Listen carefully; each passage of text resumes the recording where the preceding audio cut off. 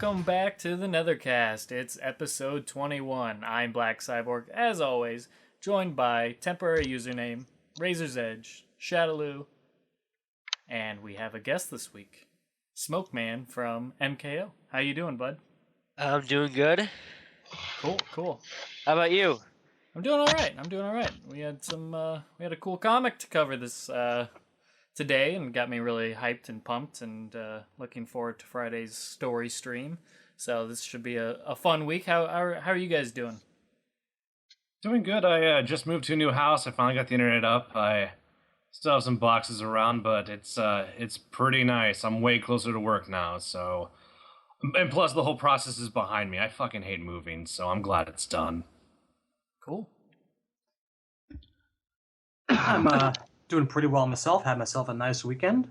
Been practicing a lot of guitar, finishing up my basement one piece at a time. It's like 99% done now. And I went to see Video Games Live last Friday. And that was really wonderful. Nice excerpts from Chrono Trigger, Zelda, Mass Effect. And then, of course, they played One Winged Angel, and I felt like dying a little bit inside, because that song, it's basically become kind of the Freebird of the video game music world. Yeah. Oh, I want it to stop. I loved it so much when I was 17, but now I want it to go away. I feel like there's better themes to make the Freebird of the Final Fantasy music soundtrack. I feel like there's better ones they could have picked. It shouldn't have been One Winged Angel, but... And you know what? It's my own fucking city's fault. Because they put up polls on Facebook, and this is apparently what the people want. I looked around me, though, and you could fully see, like, half the people rolling their eyes. And it pisses me off, because they came to Ottawa, like, the day before, and I looked at their set list, and those fuckers got the FF6 opera theme. So jelly. Dude, that's way better, too. That's, like, infinitely better. Like, I'm not just saying that because I love 6, but... It's heartbreaking to me. It is. Razor, what have you been doing? I'm on vacation this week. Been hanging out with friends, having a good time. Good stuff. Nothing too special. Chilling. Maxing, relaxing, all cool. I may have shot some b-ball outside of the school. I can neither confirm nor deny. Just, watch out for a couple of guys that may or may not be up to no good. Keep an eye out for your neighborhood. I think we've taken this show far enough. Yeah. All I right, wouldn't want that to happen. My mom might get scared. Shadaloo, why don't you kick us off on chapter 1 of... And this is our spoiler warning, as we said we do. We're going to be covering the full print issue, not just chapter 10 or whatever the hell we're up to now. I think 10.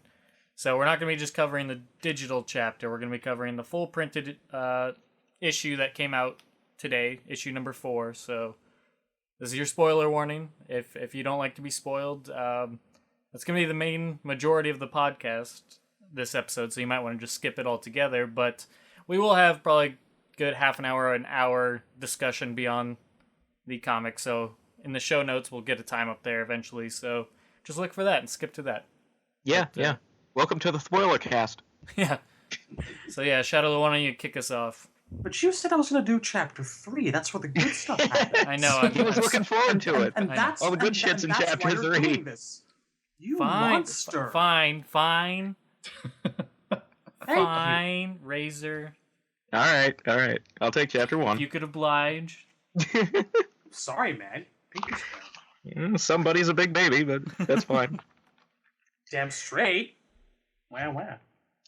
All right, so chapter 10 starts out the way 9 ended with Raiden striking Scorpion with lightning. And Scorpion's trying to talk some sense into him. He's like, "This isn't you, Raiden, it's these damn daggers." And Raiden is ranting about how he's been cutting himself, and the Kamidogo opened my eyes to the blood code, Hanzo. Its secrets and its power. The demon that entered Earthrealm is not here to destroy us. He's come to set us free. And then Takeda comes up behind Raiden and shoves a sword through his back. He's yelling, "I've had it with this blood code business, but Raiden grabs the blade of the sword and starts shocking Takeda. And then it cuts to a few weeks ago when Scorpion and Takeda were still marching to the Sky Temple. They're having a conversation about how Takeda doesn't want to end up like Fox, possessed and unable to control himself, and he doesn't want to die like that. He's like, but you know what that's like, I guess, and Scorpion's just kind of making noises, like grunting and not wanting to be part of the conversation. And then Takeda asks him to teach him his Hellfire style, and Scorpion's like, it's not a style, it's my curse. And we go into Scorpion's backstory. And in this version, at least the way Scorpion seems to remember it, it basically matches that that delusional poisoned flashback we had a few issues ago that we were talking about, where Scorpion was there when the village was attacked, or at least thinks he was. And in his version of events, Kana and Jubei were frozen in the street, and he got his spine ripped out by Sub-Zero right in front of him. And he talks about how he was praying that the fire, as the village burned down, would melt the ice, and that his wife and son weren't really dead, but that was not to be. And then he wakes up in the NetherRealm, being confronted by Quan Chi, and we get a fortunately a tasteful angle of Scorpion hanging naked from chains in the NetherRealm. As Quan Chi's all like, Hanzo Hazashi, you are here to suffer, yet my torturers report that fire does not burn you. Why? And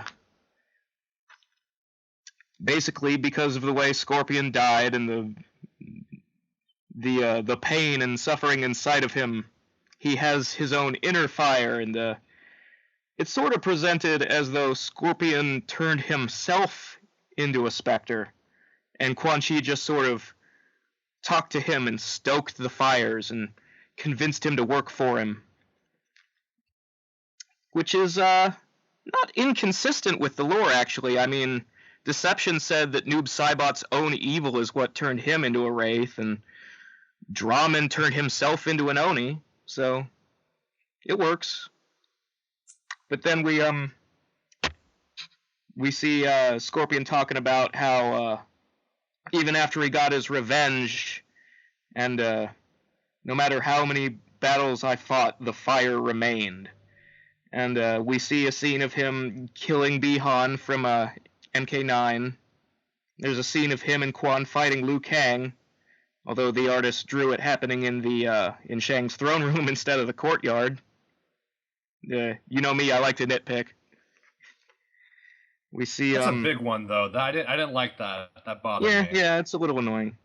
We also see Scorpion fighting Johnny Cage out in the street during the invasion. Pretty sure I don't remember Scorpion taking part in the invasion at all. He kind of disappeared from story mode after MK2 until Raiden went to hell. But then could they be talking about the NetherRealm War? I don't think so, because Johnny's wearing his MK9 outfit, and Scorpion's wearing his, too, and we see, I mean, it looks like the, one of the stages from MK3, there's like a crashing helicopter and everything. Okay. I can give him the benefit of the doubt. Maybe it happened off screen. Yeah, that's fine. Doesn't bother me the way the throne room does. But, yeah, Scorpion talks about, how, you know, the fire inside him didn't die down even if after he was brought back to life. And we don't really see how that happened. There's just sort of a shot of him wearing like his MK9 alt costume with his mask off, you know, the human face and the hair and the beard, but his hands are on fire, and kind of looks like he's standing in that Quan Chi's library stage. There's like a column decorated with a skull wall or whatever. Also, that is not his MK9 alt. That is just a redesign of his normal outfit in MK9. Well, it's got like the better, plates look. I mean, it's sort of both outfits combined. Yeah, it is. It is. It almost seems like he's got like gold plates attached to it. Well, it's sort of got the primary's belt and some of the little details, and his swords have the little scorpion tails on the handles, but the yellow part looks like the plated thing from MK9 Alt. I don't know, maybe this is an alt costume he has in MKX, since we've already seen that at least one character has 3 costumes. I'd pick it up. It looks a little bit busy, but I like the overall darkness of the design. I like it better than his MK9 primary, like the black part doesn't have all the weird cancer growths.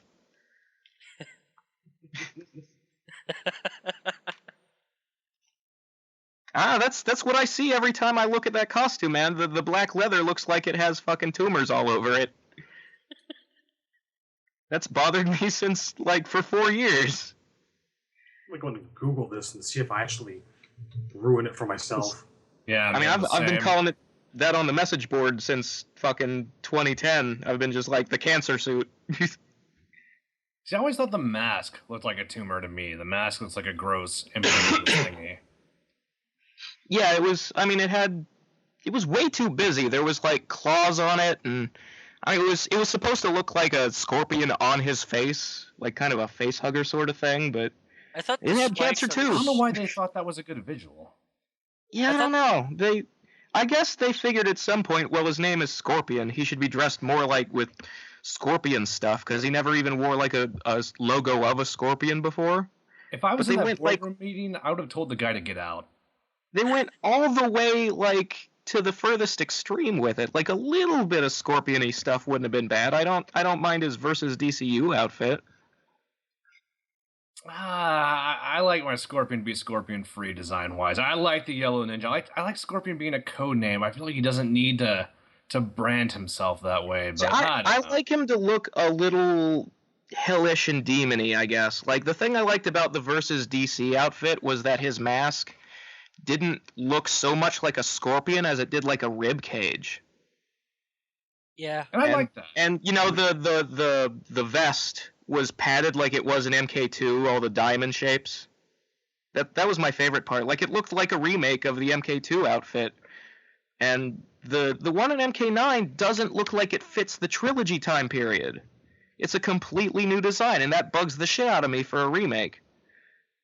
I especially don't like the spikes on his shin guards. Mm. That was weird. The whole thing is just by far too busy. There's armor plating, there's scorpion motif, there's spikes on his shin guards, and I've always just longed for the days when he was just a dead guy, with kind of that pale-ish blue kind of looking skin that he had on the MK1 select screen, making him sort of look like your typical Asian zombie, Chinese zombie pretty much, I'd say. But yeah, I'd agree that MKDC is a huge step up in comparison to MK9 main. But still, this isn't all that bad. Makes me appreciate the MKX design a lot more. Yeah, Truth. Well, anyway, that tangent aside about costumes, back to the comic. So we find out that after Scorpion came back to life, he felt like he didn't deserve to be resurrected. He's talking about, all the murders he committed and the reason he went to hell in the first place. And he says that basically he was going to commit suicide. And then a wise man saw my hellfire for what it was. It's not rage, it's shame and pain. Every time he uses his scorpion powers, he relives the moment his family died. He has to think about them, which is pretty brutal. But I like it, though. It's a good touch. Yeah, the wise man who talked him out of killing himself was apparently Takeda's dad, Kenshi. And, Takeda's all like, you never brought this up before. Who was the wise man? He's like, I never brought it up because you told me not to talk about your father. So, then we cut back to the fight with Raiden, and Takeda's still being shocked to death by Raiden, and Takeda suddenly Scorpion sort of teleports him out of danger, and gets back in the fight. I like the scene where he teleports up to Raiden because Raiden starts cutting himself with the Kamidogu again to power up. Scorpion just grabs the knife and he's like, "Give me that," and teleports away with it. Are you sure he's like, cutting himself with a Kamidogu, or is he just removing the dagger he was stabbed with before? Yeah, Like, with the sword? Well, like It looks kind the of one panel, it looks like he's holding the katana, and then he's. I don't know. You could be right. I thought he was cutting himself with the knife, and that's why like Scorpion was trying to get him away from it, and that's why he says, "Give me that," like he's trying to steal the Kamidogu, but it could just be Takeda's katana. Stop cutting yourself. Put down those Evanescence CDs. Go out and play with the kids. Make some friends. it just almost looks like the writer or the color or whatever screwed up because it looks like he's pulling the katana out from the front when he got stabbed through the back. So Yeah, but he was stabbed in the back. That's exactly what's weird to me. Yeah, I think they just messed up because it definitely looks like he's pulling it out from the front by the handle, but You know what? definitely was stabbed from behind. The guy dematerializes on a regular basis to move 3 feet. I have no problems believing that he could just like slip that thing right out of his stomach by just making his stomach kind of translucent or whatever have you. Yeah, he could T-1000 it. Yeah, pretty much. Dude's a god. But Give him some credit. anyway, Scorpion's teleporting around to fight him. Raiden's like, "That's a lot of teleporting, Hanzo. How much fire do you have left?" And Scorpion yells, "Enough for a lifetime!" And teleport punches him, and we get an X-ray shot of Raiden's jaw cracking. And it's a weird place to end the issue on, but that's where Chapter 10 ends. Yeah, which is really odd because the next panel almost seems like it should be part of it. But yeah. I don't know. I guess they got to the end of their 20 digital pages, and it is what it is. I feel like these things are really just being written as like normal comic books, and they're just like taking a knife to them and like cutting them into thirds. And in this one, it's just really, really obvious. Well, possibly, but you don't want to end in the middle of a scene and be awkward. It is decent enough. I mean, to cut out in the middle of a fight scene, as opposed to like if the end of an issue had suddenly fallen in the middle of like Johnny and Sonya talking to Kotal. Right. But all right, thoughts on the first chapter of this book? Let's see here. Well, I mean, there's the fact that the obviously Mythologies is completely out as Scorpion's origin story. We may not have to go that far. It depends. It really depends. I mean, Kittleson was talking about it on Twitter, and I even asked him a couple questions. Like he basically said to the first question that was asked about whether or not Mythologies had been thrown out, he basically confirmed that the reboot timeline is not the original timeline. That even the past is different, you know? Yeah. It's Earth 2. They basically reiterated what I kind of took this as, is they're going to change things whether it makes sense from a reboot or time, going back in time and changing things. Yeah, but the point is, when Raiden sent his message back in time, he wasn't touching the original trilogy. This is a world where similar things happened. Right. That's dumb. It's very Dragon Ball how they did it. It's better because it means that they didn't screw up the old games. That continuity is still there, and maybe out there in the multiverse, there's a world where Taven won Armageddon, and we could still go back there one day where the stories aren't as bad. I'm just afraid there's going to be a box in the attic, and it's never going to come into play. Yeah, Also, well, I mean, they'll probably never go back because they, they're committed to this, and if they reboot again, they'll reboot fresh. But I just like knowing that it's there, that someone could do something with it if they wanted. Yeah. I think Kittleson's phrasing for that first question was, he said, some narrators are more reliable than others. Yeah, that was another part of it. Like, I asked him, well, MK9 is still canon, so how come Scorpion doesn't remember it the same way Quan Chi showed it in, like, when he had him kill Bi-Han? Like, Kana was killed in her house with a sword, not in the street frozen. And he's all like, well, Scorpion doesn't remember things right. He's been...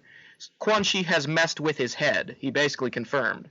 To me, that's a gigantic plus, and it could be indicative to me that, the past timeline, yes, it's different, it's changed, but they may not have fucked with mythologies as we know it. Like, we've always had that kind of a bit of a gap there, you know? Quan Chi told him that Sub-Zero killed his wife and his kid. And, what better way to actually show Quan Chi doing that than to have him implant a false memory like this in his head? Well, here's the thing. He really died the way mythology is depicted. It's possible. First of all, no matter what Scorpion's memory is wrong, because Sub-Zero didn't do it. Quan Chi did. The Shirai Ryu were not killed by the Lin Kuei. So that is an illusion from the get-go, and that's fine, because Scorpion's supposed to not know yet, apparently. But the thing is, like, even in MK9, Raiden says when Bihan dies that he did fight Shinnok once, so, like, some version of mythology's happened, it just might not match the old PS1 game. Until we know for sure what the deal is with, like, this particular scene and, like, whether or not, like, Quan Chi put that there, I'm really hesitant to say that they've thrown mythologies out entirely or that it's changed from what we know. Well, however it's changed, I hope they cover it soon. Like, I think they confirmed in a couple chapters we're going to get a Sub-Zero origin. I feel like I read that somewhere. That sounds familiar. Obviously, finding out what happened is important to me because I want my fucking Serena.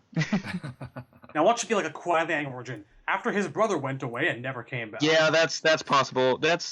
We can get into that later, but they finally confirmed it's Kuai Liang in the game.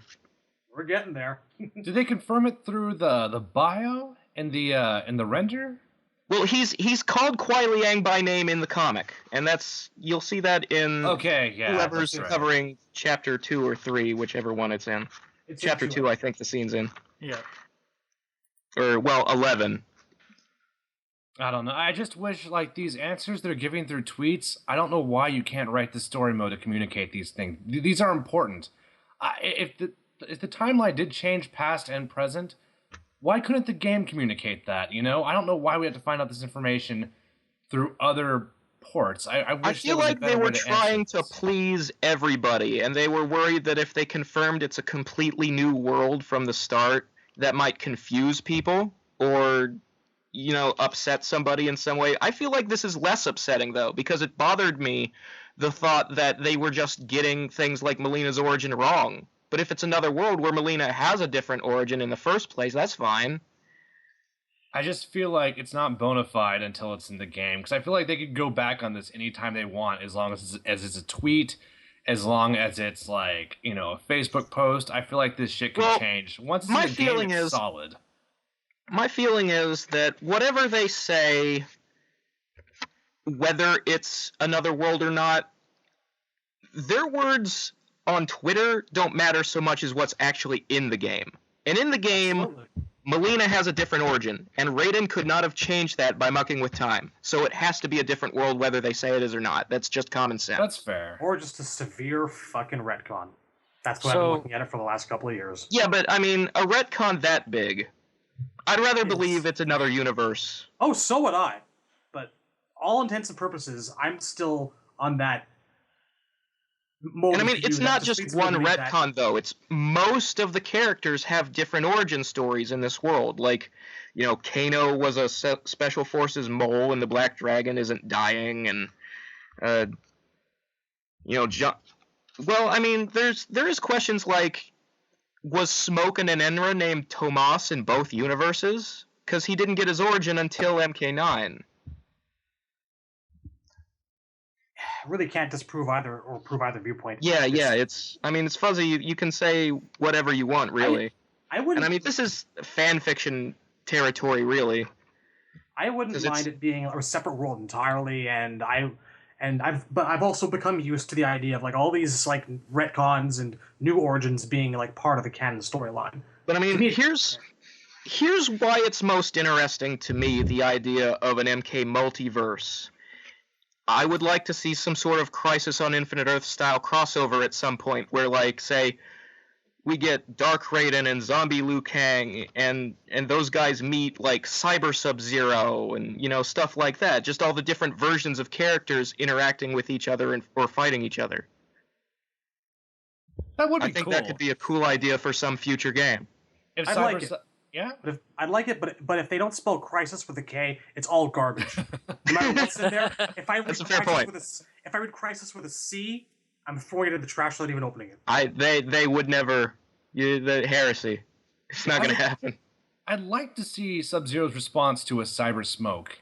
Like, I would, that interaction would be really interesting to me if Smoke just comes out of nowhere and says, "Come with me if you want to live," because then you have that reaction we never had in the MK9 story mode. That was the worst part about Smoke not being a cyborg, is you don't have that tragic reaction. Yeah, of, like, oh my god, what have they done to my friend? You don't even get that with Human Smoke and Cyber Sub-Zero, really, because, I mean, when they meet, it's such a brief scene. Like, Cyber Smoke was hunting Sub-Zero in MK3. They fought each other, and he had to, like, talk him over to his side. Yeah. Whereas in MK9, it's just Cabal knocked him unconscious. Let's reprogram him quick. I think Cabal had more of a reaction than Smoke did. Yeah, Smoke yeah. was like, "He is my friend," and then that shit was over. Yeah, that was Smoke. That's my problem with Smoke and MK9 in general. He's on screen like the least of anybody. If you think you're angry, trust You can't me. even really say they gave him a personality in that game, which makes not turning him into a robot pointless. Well, He really should have had his chapter in MK3 instead of 2. Yeah, that would have I agree helped a with lot. I agree with that. It's not- Because his MK2 personality. chapter is complete filler anyway. You could have skipped everything he did. Anyway, it's not like you ever had a personality to begin with in the old trilogy anyhow. Well, yeah, I That's- mean, You're getting on a tangent here again, man. almost nothing is better than complete nothing, yeah, but... So, enough about me crying that Smoke may not make the main MKX roster, which I've been doing this entire time since you first brought him up. Back to the comic, eh? Hey, if Sindell's in the game, I mean, Smoke will be there. He might not be playable, but he'll be there. Oh yeah, he's gonna show up for sure. They all are. I just don't watch want him not show up. I don't want Aiden to go down like Shang Zombie Tsung. Striker, but no Zombie Smoke, and nobody even goes, where is he? See, his cameo is going to be a head on a pike. Off screen, Cyber Sub-Zero. Off screen, Cyber Sub-Zero, MK9 Smoke, and meet original Sub-Zero and Cyber Smoke. Damn, Jesus, what happened to you? Do you want to go for a drink? Yes, certainly. I no longer consume fuel. Kill me!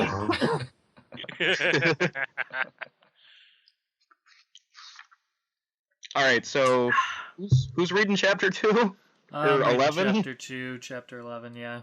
Alright, so we continue on with the fight between Raiden and Scorpion. Scorpion's spear is dug into Raiden's chest, and he starts off by saying, "If you're in there, Raiden, I hope this hurts," as he obviously rips on the damn spear that's inside Raiden and just wraps it around his neck. And then goes on a big spiel about how he gave him the dagger, he destroyed the second Shirai Ryu, and you killed Takedo. And then all of a sudden we see Takeda call Taco out. Supreme. Yeah, he calls out to Scorpion, and Taquitos Locos. or I guess he calls out to Hanzo, not Scorpion, whatever.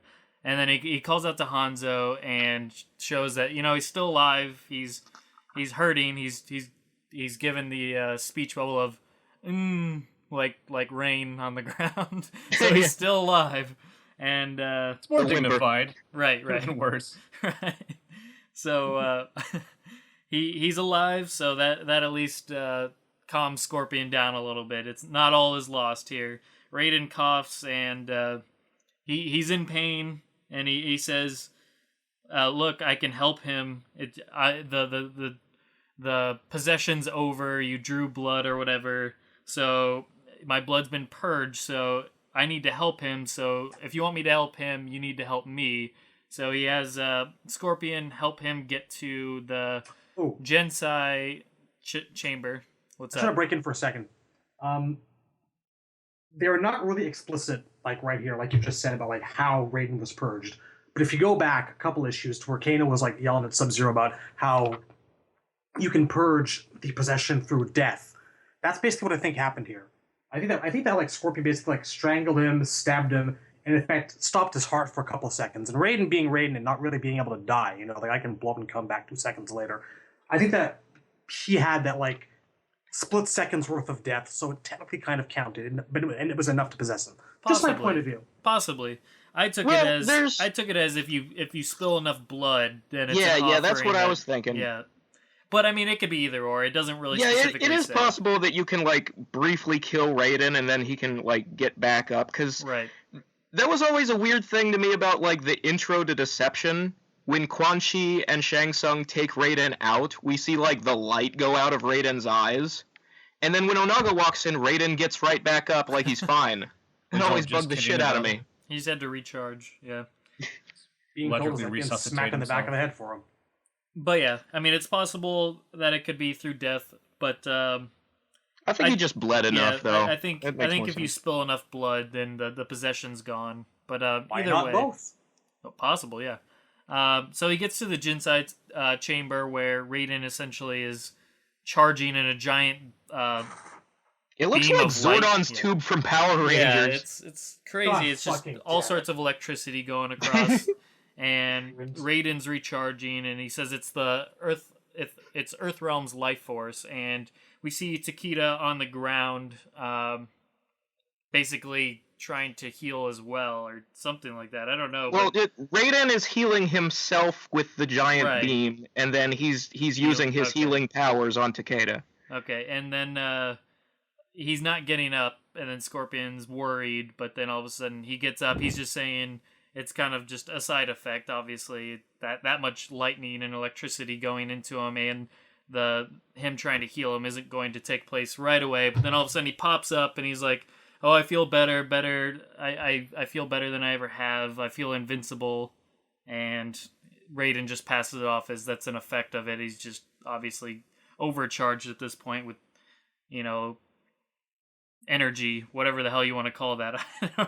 I don't know how this is working exactly. We should have looked up the word Jinsei, I think. Like, yeah, I don't know the logistics of how this is like curing Takeda's like fucking life-threatening injury, and not only is it curing it, he's getting he's like he feels better than ever. Like what the It feels So more basi- Dragon Ball to me once again. yeah, it's So a basically, little silly. the Mortal Kombat realm's version of like Final Fantasy VII's live stream is also a delicious and refreshing energy drink. Yeah, apparently. Pretty much, yeah. It's a really big, bright sensu bean. Yes. And then That's fine. It's for a comic. It'll, we got to get from point A to point B here, I guess. right. And it takes us into so everything's fine basically. Everybody's okay. So then Raiden kind of explains things about the dagger and how all of this came to be with the amulet. You see a flashback of Raiden's explanation, and it says, "Years ago, I implored the Elder Gods no realm is safe until the amulet of Shinnok is destroyed. The amulet cannot be destroyed, the Elder Gods say." So he says, "You banished Shinnok for betraying you. He returned. You banished him again. Help me end this. We shall, but destroying the amulet would release Shinnok. That which binds him also protects him." So this is probably setting up what we obviously saw in the story trailer. It's going over those exact same events and explaining why the amulet is kind of a hot commodity and what its tie to Shinnok is exactly. It's not only trapping him, it's also means for keeping him pretty much safe as well. So kind of a nice little plot point there. And then he basically the only way to get him out of the amulet is using the Kamidogu as essentially Well, no, keys. what I think is going on, Raiden is asking them to hide the amulet in, like, another dimension. Right. Yeah. So to get the amulet back, like, to open the portal to that dimension, you need the Kamidogus.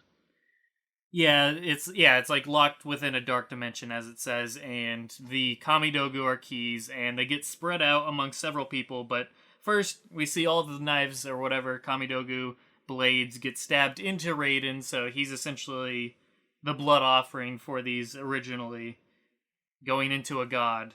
And then Well, it also talks a little bit about the origin of the Kamidogu in the first place. Like, it confirms that these were used to kill the one being.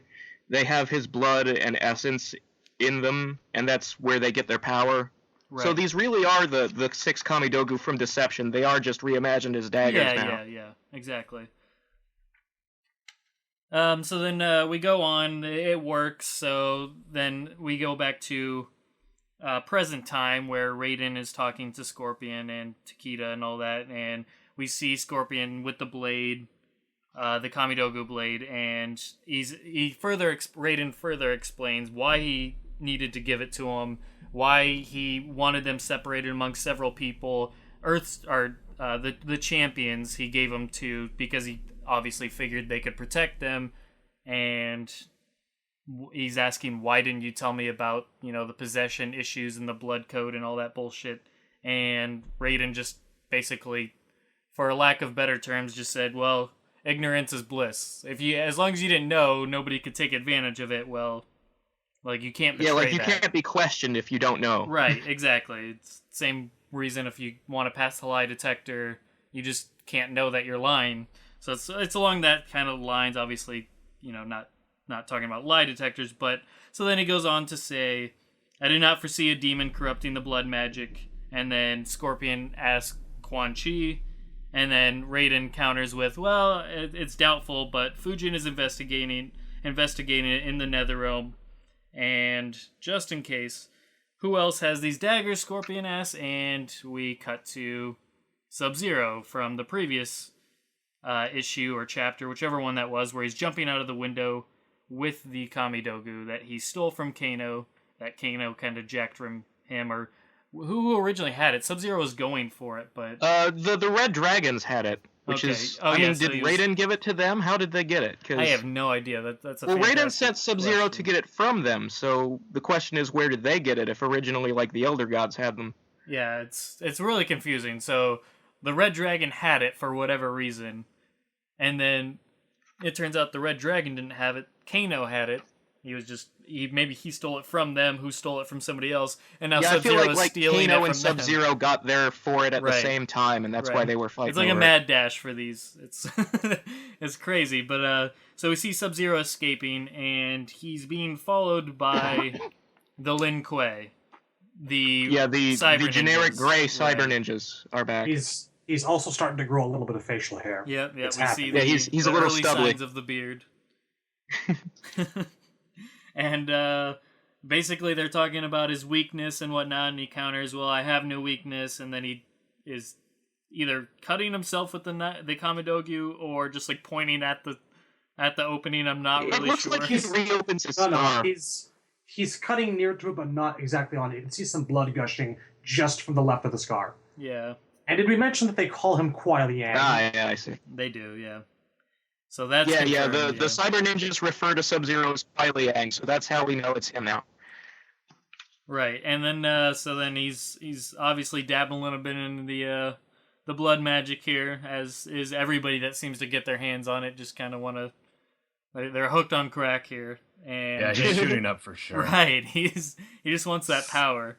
Gotta get that one being into my veins. Yep, and he just goes full crazy in the next panel, freezing all of the Lin Kuei cyber ninjas, and he's floating in the air. Yeah, it's as a wave of ice shoots out of him and freezes all of them. It's ridiculous. I feel like everybody in Mortal Kombat now has projectiles, the ability of flight, teleportation. We're getting so muddled down with everything.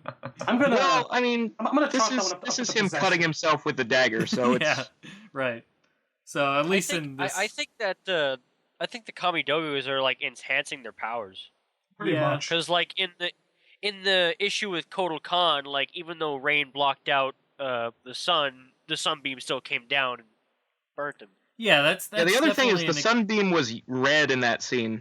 Yeah, that's a definite example of it increasing his power, as is him freezing everything around him crazy. But how is he floating? That was my I don't know, maybe the force of the wave that shot out of his body lifted him off the ground briefly. Just long enough so he can strike an awesome pose. Listen, man. It's a comic. It's, you get the energy of artistic license to make him look cool. You get the energy of the one being into your veins, you get really high. We're just gonna find out this is all a dream from Sub-Zero, and he's just hallucinating all this. He's actually passed out in an alleyway. The blood code is a hell of a drug. I'm actually okay. I'm more okay with him flying than I am with him basically teleporting. Does that make any sense? Yeah, the teleporting always drove me nuts because he turned himself to ice to do it. So, what? He can break himself up into little particles? Wouldn't that kill you? I think they're just like trying to find any way of transportation available without having to have him copy off Iceman and X-Men. Yeah, that was dumb. Sub-Zero doesn't need new moves, and the Tombstone teleport looked cool when Smoke did it. Yes. Yes, it did. I think that Sub-Zero just like jumped up in the air and then did like the wave attack. And also, I'd like to point out that thank God the original artist is back on this issue. God, yes, he looks so good. The art looks really good, that's for sure. There's like a couple of actual key moments here, like we have Scorpion yelling at Raiden and like Raiden closing his eyes. He's like, "I've done fucked up again." You can see the grief in his face in a few points. I really hope Dexter Soy does not go away anytime soon, because damn, the series has been hurting a little bit without him. But yeah, then it cuts back to a little bit of a part of the panel shows Raiden and Scorpion talking, saying Sub-Zero never returned. Scorpion does his typical, well, he betrayed you, and Raiden's just like, he has this pose where he's just like Neo, and he's like, no. He's just like, puts his hand out like, shush you. And he said, whoever... So Scorpion still hates Sub-Zero? They're still keeping that? Well, first of all, this is Kuai Liang. He never hated him. Yeah. Scorpion's just jumping to a conclusion. It's okay. It's common in the Mortal Kombat universe. It even bleeds out to the fan base. He grew up Shiramaru. He's got to have a low view, a dim view of them Sub-Zeros. Yeah, them Sub-Zeros. You can never trust them Sub-Zeros. Yellows versus blues, man. So it's always been. But yes, he further alludes to whoever's behind all this. Whoever corrupted the Kamidogu seeks to obtain the Amulet of Shinnok. And then we see Sub-Zero just going all crazy with the red veins, as we saw with several other people throughout the series, and even in the story trailer with Jax and all that jazz of the crazy red veins, clearly blood code related. Anybody that's using these Kamidogu to get high they suffer from these effects, so one has to think Sub-Zero's probably possessed right now. Well, they've got the voice talking to him. It's kind of obvious. Right, yeah, exactly. Fucking... Blood is the path. The time of the blood god is near. Is it now? Soon. No, I mean, his eyes are glowing. He's got, like, freaking red, evil Tron lines all over his body in this last panel that you can see him in. He's definitely possessed, completely. Yeah, and then, even Raiden is talking about the demon controlling Sub-Zero, and then he goes on another, we must save him to save ourselves, just like you need to save me so we can save Takeda. Raiden's all about, come on. Help me help you. Yeah. And then, Scorpion does his typical, if we can get him dead or alive, once again, just don't trust those Sub-Zero guys. And we cut to... Fucking ninja racism. We cut to Outworld. There's a moment of hesitation there, though. Takeda has to prompt him. He's like, we don't run from a fight, do we? Right, exactly. Fine, dead or alive. Scorpion's totally rolling his eyes like, fine, I guess. But yes, we cut to Outworld with Raiko studying, and somebody's talking to him, saying Goro's failure was a minor setback. It revealed to us the true source of Kotal Khan's strength. Raiko says, blood magic? Yeah, and he's looking in a book that has, like, a picture of one of the Kamidogu daggers, like he's studying up on him. Yeah. Can I also point out, I don't know if you guys can see this if you read, like, if you saw scans rather than the actual comic, but there's a little book on the same table next to Reiko that just says fatalities on the cover.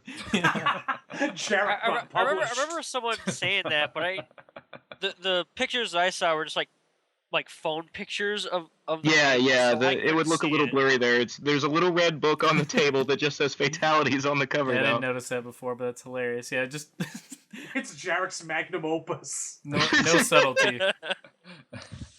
Is that fucking how Armageddon, man? Is that how he practices fatalities? This is how Raiko... There's a little diagram how to rip out a spine. Raiko's such a master strategist that, he needs a book that just says fatalities, like how to kill somebody. I'm hoping you open that book up and it's fucking Ed Boon's stick drawings, just every page. Yeah. No, see. It tells him how to do a spine rip, and it's just down, forward, triangle. It's actual commands. Yeah. Yeah. That's how you do it. What's better Hold is block, duck like this. Fatalities looks to be like written in handwriting over the book's cover, so it's like, what the hell is that? Yeah, the artist obviously snuck it in, like just scratched it on there. Ermac opens the door one day and Reiko's sitting there like stuttering forward in place, blocking, crouching a couple of times. Fuck are you doing? Reading, get out! Trying to turn into a dragon, damn it. Be even more awkward on the battlefield, like, why is he crouching over and over again? Just Reiko, that's what he does. Why is he teabagging nothing? But yes, we see Reiko continue to talk, and he goes, "I've done everything you asked, cleric, but obtaining these daggers, they could take years to find." And the cleric answers back, "I already know where they are." Reiko says, "Then how much longer must I share Mileena's bed? When will the throne be mine?" And the cleric, the mysterious cleric, I might add, we don't know who this is yet, says, sure. "When the daggers are united, then Reiko." Because the word cleric is used so often in the Mortal Kombat universe. You won't need Mileena. You won't even need me. And I want to say that Reiko image actually looks pretty badass. But the next one looks hilarious. It goes, "You will be more than Emperor of Outworld. You will be the Blood God." And Reiko just has this hilarious smile that reminds me of, it's either like Sagat. I definitely see like it's Sagat. Sagat. It's completely Sagat. Yeah. Or I could can also see that. Or I could also see the Dark Knight Returns Batman, where he has that like cheesy ass smile where it just looks like fucking, I don't know. It's ridiculous. But yes, definitely Sagat. I didn't get Sagat. What I got was, when he has the makeup on, it has a real I want to rock and roll all night kind of vibe to it. It's cool. I love it. I eat that shit up. You know me by now, so. The guy does look like a kiss. Him and Natara have the same taste in music. Wait, I just realized something. This is a bit off topic, but you know how Reiko has like those that eye makeup? Right. And you know how Serena has that eye makeup? Yep. Yeah. Why does Rico have that while he's still Shao Kahn's general? Well, see, that's the thing. In the old universe, it made sense because Reiko, once you're a brother of the Shadow, that's kind of like Reiko is undead in the old timeline. That's a mark that sticks with you. That and the white streak in the hair. I mean, even Sindel has them because Quan Chi and Shinnok are the ones who brought her back. He also has the white eyes, yeah. Yeah. Well, they were blue eyes in the old games, just like Noob Saibot's. Right. But I guess noobs aren't blue anymore either, so. And then Sindel doesn't have those markings around her eyes in MK9. Well, she has the really thick makeup. It's almost like markings, and she does have the striped hair, so. I think it's just like a mark to inform that you are an inductee and a member of the Brotherhood of the Shadow. Yeah, I think it's like I've looked at it. Like it's a magical tattoo, or it's just a thing that you like. It's not makeup. I don't think it comes off. Either way, we don't really know if Raiko's part of the Brotherhood of see, Shadow in this right universe, now, so he could be, so who knows? So he's just styling it? There's nothing to say that he isn't, but if he is, it hasn't been brought up as a plot point. Right. It could just be something that's coming down. Though it would be a dead giveaway for everybody that catches on to that. Like, well, I feel like if he was going to be in the Brotherhood, then this universe, or I mean, this issue would have been the time to introduce it. Because, I mean, his spiritual advisor, this cleric, would be somebody different if he worshipped Shinnok, you know? What if Havoc is in the Brotherhood? That would be weird, because he worships chaos, not death. Well, maybe he thinks that... Maybe Havoc thinks that things are going a little bit too calmly, so wants to shake things up, and, you know, what better way? For some reason that just made me think of Reiko and Havoc in the SNL skit. We are just two crazy crazy guys. Reiko does look a little bit like Steve Martin. Yeah, I can see that. The hair helps for sure. Also, did anyone else read Havoc's dialogue in that the one guy's voice that was like the herald for Thanos in the Avengers and Guardians of the Galaxy movies? What are you talking about? Havoc hasn't spoken in this. The hooded guy? Yeah, the hooded guy with no eyes. Okay, yeah. Ronan? No, Ronan snaps his neck backwards. Oh, that guy. I don't even remember I that can guy. Yeah. I can totally see that guy's voice for Havoc. Okay, maybe. Man, that made me so sad when he died in the fucking Guardians of the Galaxy film. I was like, they could have Yeah, like that guy. character could have done stuff. First of all, yeah, he's a lot I better. like him because he's played by Wesley from Buffy and Angel. In Did not the know that. comics, he's much better characterization. They didn't do so great in the movies on him, but He's in the comics? in the Guardians of the Galaxy comics, yeah, Ronan. Yeah. Yeah, Oh, Ronan's a I'm thinking lot of Hooded better. Guy Ronan. still. Oh, yeah. You see, I didn't like that scene because whatever the hell came out of his hammer was not a laser. Well, it was like a shockwave, Yeah, his hammer like some fires sort lasers. of sonic ring beam thing. But yes, that's the end of this chapter. As I throw my scarf over my shoulder. Sorry, So delicately. Simpsons. All right, Homer so- Simpson. Any thoughts about what we just read? Okay, there's something I want to get out of the way. When Raiden sees a vision of Sub-Zero fighting the Lin Kuei, he's in his primary costume. Then we fast forward to this issue, he's in his alternate costume. So, Well, is that I a don't think fuck-up? this scene and that one are the same scene. I think we're soon to see Sub-Zero return to the Lin Kuei and take them over. For some reason, I got the impression that the Lin Kuei was decimated once Sub-Zero got the Kamidogu. Now, I don't think that's happened Yeah. yet. If it had been, I don't think that that there would be any of them chasing I him think- at the current time. I also think I think we're gonna see Sector and Cyrax, and if Sub-Zero had already attacked the Lin Kuei off screen somewhere, that would be kind of shitty for those two to not get an appearance even. It would be very shitty for those two, so I really, really hope that doesn't happen. Yeah, I think this is before Sub-Zero has taken the Lin Kuei back over, and I think we're gonna see that soon. But why would he flip back into his alternate... Okay, so he's in his alternate costume in the beginning. Well, Goes into- he's always yeah. even back in MK3, the story behind the unmasked costume is he wears it because he's not Lin Kuei. He doesn't want to dress like a ninja when he's not part of the clan. So he'll put the outfit back on if he's going to go take the clan back over, I think. But in the story trailer, he's wearing the alternate, right? And isn't he Right. the Grandmaster of the Well, clan? after he takes over the Lin Kuei, the alternate's just a change of clothes. Okay. It's just, I feel comfortable in this. It's just Thursday at that point. That's what he's Yeah. wearing. Exactly. The whole place is a mess. There's cyber ninja heads everywhere. I can't get comfortable around this. I'm just gonna throw whatever on. Nothing regal.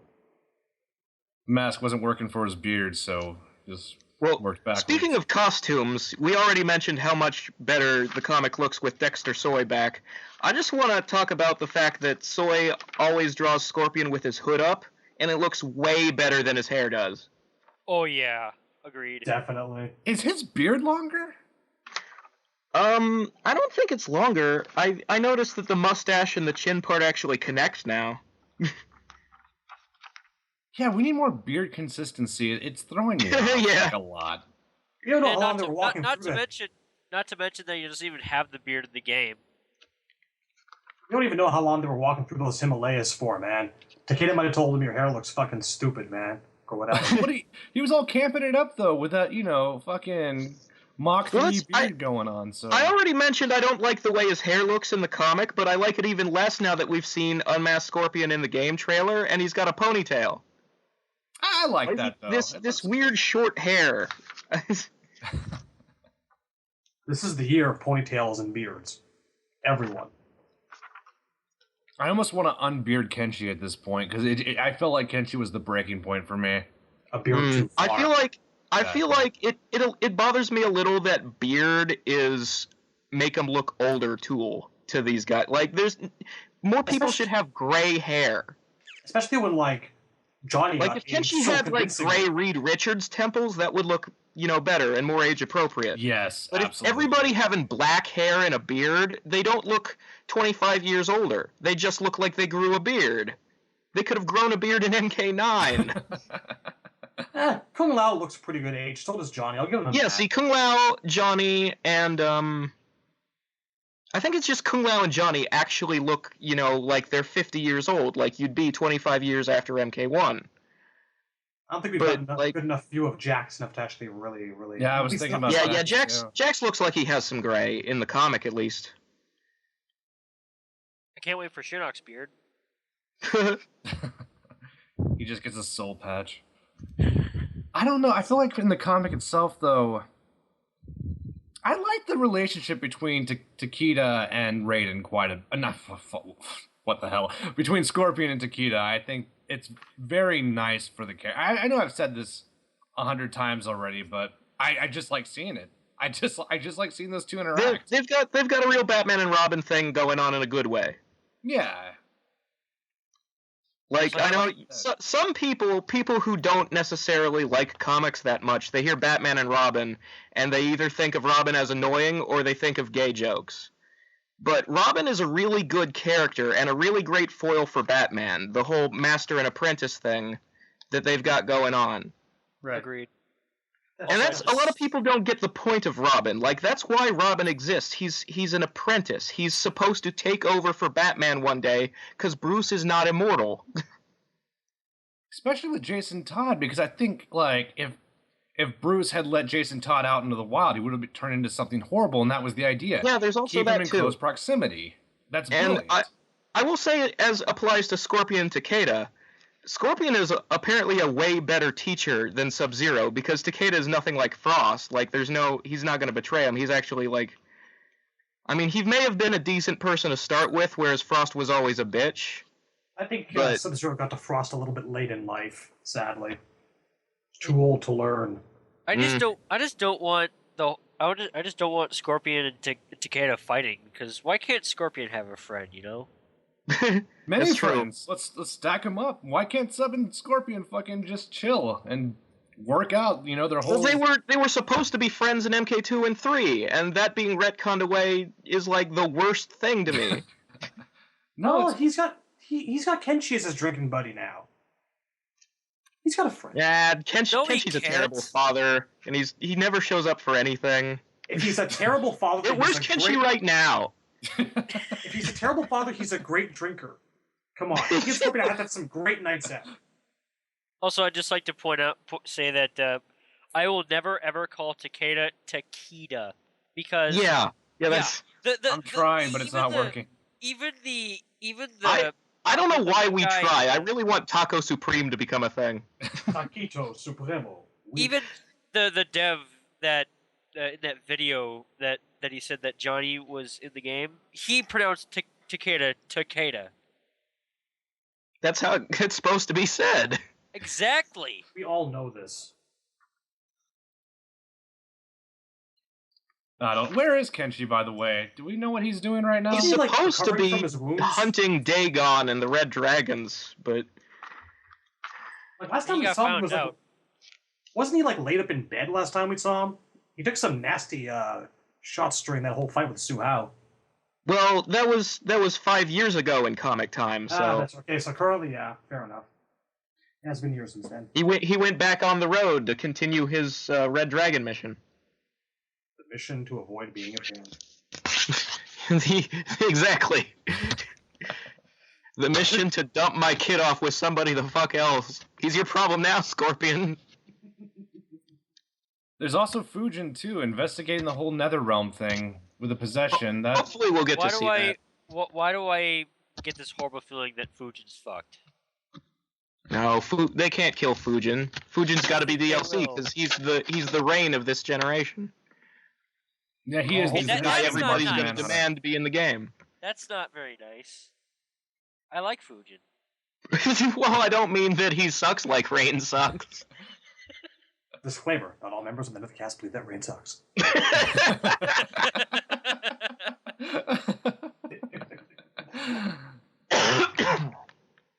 So, I'll give Rain one thing. He's really good at putting people in giant bubbles.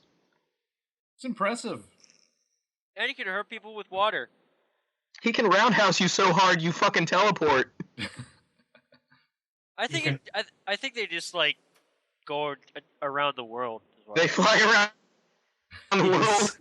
He can sever your head and your upper torso and shoulders, and then the middle of your He torso kicks you so and hard hands. that you do Flash's infinite mass punch.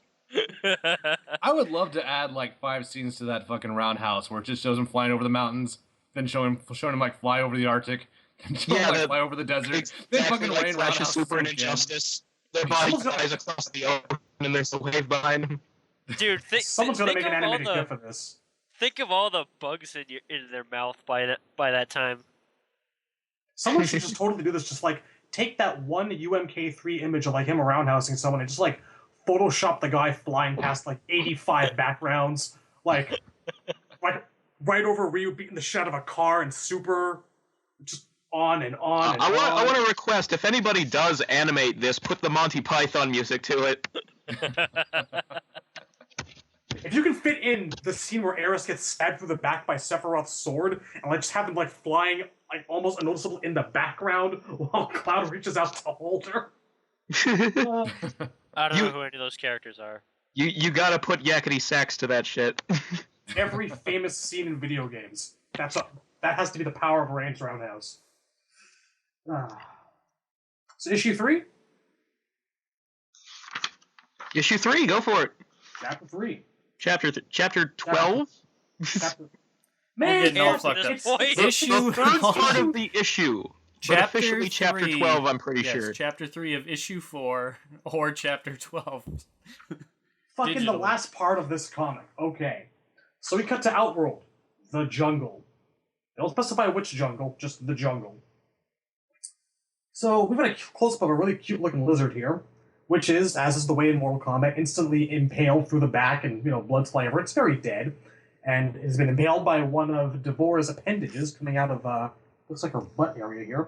Anyway, she just kind of reaches over and lifts it over her head and just eats the whole thing. And to which Sony replies, which Sony observes, that's disgusting. And Devorah goes, what? This one was hungry. I can regurgitate if you want to share. And Sony just goes, no, just stop. I love this whole back and forth that they're having. This page right here might be like one of my favorite parts of this entire comic. And it gets even better, because we go over to Johnny, who is still wearing his cage belt buckle here. Yeah. Under all this Did he have that on last issue? We didn't see it. He doesn't have it in the render that was leaked today. But he's definitely got it here. So with a little smug look on his face, he slowly slips Reptile a 10. $10 to my baby mama snaps before Devorah. And Reptile's like not even looking at him. Reptile is pointedly staring straight ahead, trying to ignore this waste of flesh trying to talk to him. And I love this panel. This panel is the best thing in this entire comic. Well, I disagree. I think there's one page where Reptile is secretly looking at Johnny's ass. Yeah. Someone pointed that out. Oh my god, but no. Just the very image of Johnny trying to bet money with Reptile is wonderful. I wish Reptile would have taken it. I wish he'd have grabbed the 10. That would have been funny, but If he asks for it, like the next issue or something, you'll be able to hear me laughing from the States. You really will. I wish. So yeah. Sonya goes, don't tempt me, Johnny. And he's like, I'm just trying to lighten the what the fuck? Because he's getting something dripped on his glasses from up above, and he looks up, and he goes, Sonya? She's like, quiet time, Johnny. Seriously, I think we found our kidnapper. So Aaron Black is very, very heavily beaten. It's very hard to make out what's happened to him in this panel, but he's patently been tied to the top of this tree, and he's bleeding heavily. And he's been beaten pretty badly.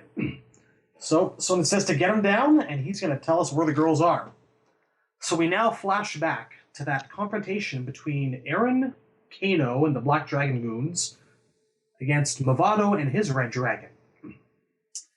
And Kano tells Movado that they don't bargain with Red Dragons. Aaron backs him up and is like, these girls are the property of Kotal Khan.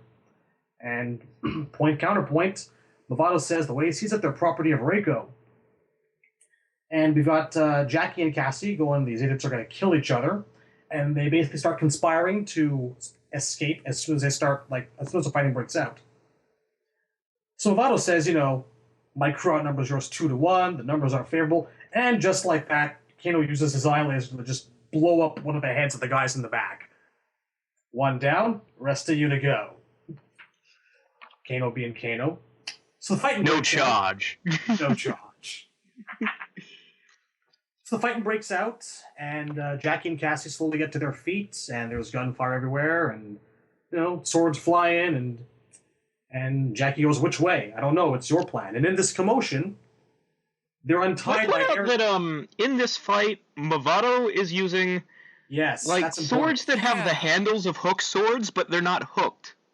Yeah, it's They're weird. very They have blades like katanas. yeah. Also, They're in one of these pages, I think like the page where they're just going at it, like just clashing. Aaron Black looks fucking awesome there. Oh Yeah, he's doing like he's the jumping John there. Woo dive, Yeah. guns blazing. There should be doves flying around him. It looks really slick. I really want to get like a better view of his guns because those things look really impressive. We haven't really seen them in high detail yet, I don't think. They've got We weird have space gun barrels. no in the story trailer. I think they're just normal revolvers, but they're engraved. They are engraved and showed them in the comics. Okay, fair enough. So Aaron starts untying their wrists, and he goes, "I can get us out of here, girls, but if you want to live, you need to fight. You understand?" And Jackie understands perfectly, so she clocks him in the face. Ugh. I Yeah, hate Jackie so much. she's To not. be willing- fair, he is the one who kidnapped them. This is true. Yeah. She's not being a complete idiot. I don't know. So- I would not punch the person in the face of whoever, freed me, and I don't really think he can tell who it was. Well, I think she's figuring if she knocks him out, then her and Cassie can make a run for it, and they'll be free of everybody. Don't really blame her on that, I suppose. I just feel like if she overheard the conversation with the Red Dragon, and they would have observed the character differences between Kano and Aaron. I would hope they made that observation, So Well, let's also qualify that Cassie and Jackie are 16-year-old girls. yeah, Smart don't look very decisions, not 16. exactly in their makeup right now. yeah. They do not look very 16 in this comic. No offense to any 16-year-old girls out there who may be listening to us. I've seen some pretty adult-looking 16-year-olds. I don't want to sound like a creeper, but Oh my God. 16's legal in my state. I'm just going to throw that one out there. And the next week, the Nethercast had 3 hosts. What happened to Razor? 4chan party van. Let me get to work right now on my public apology.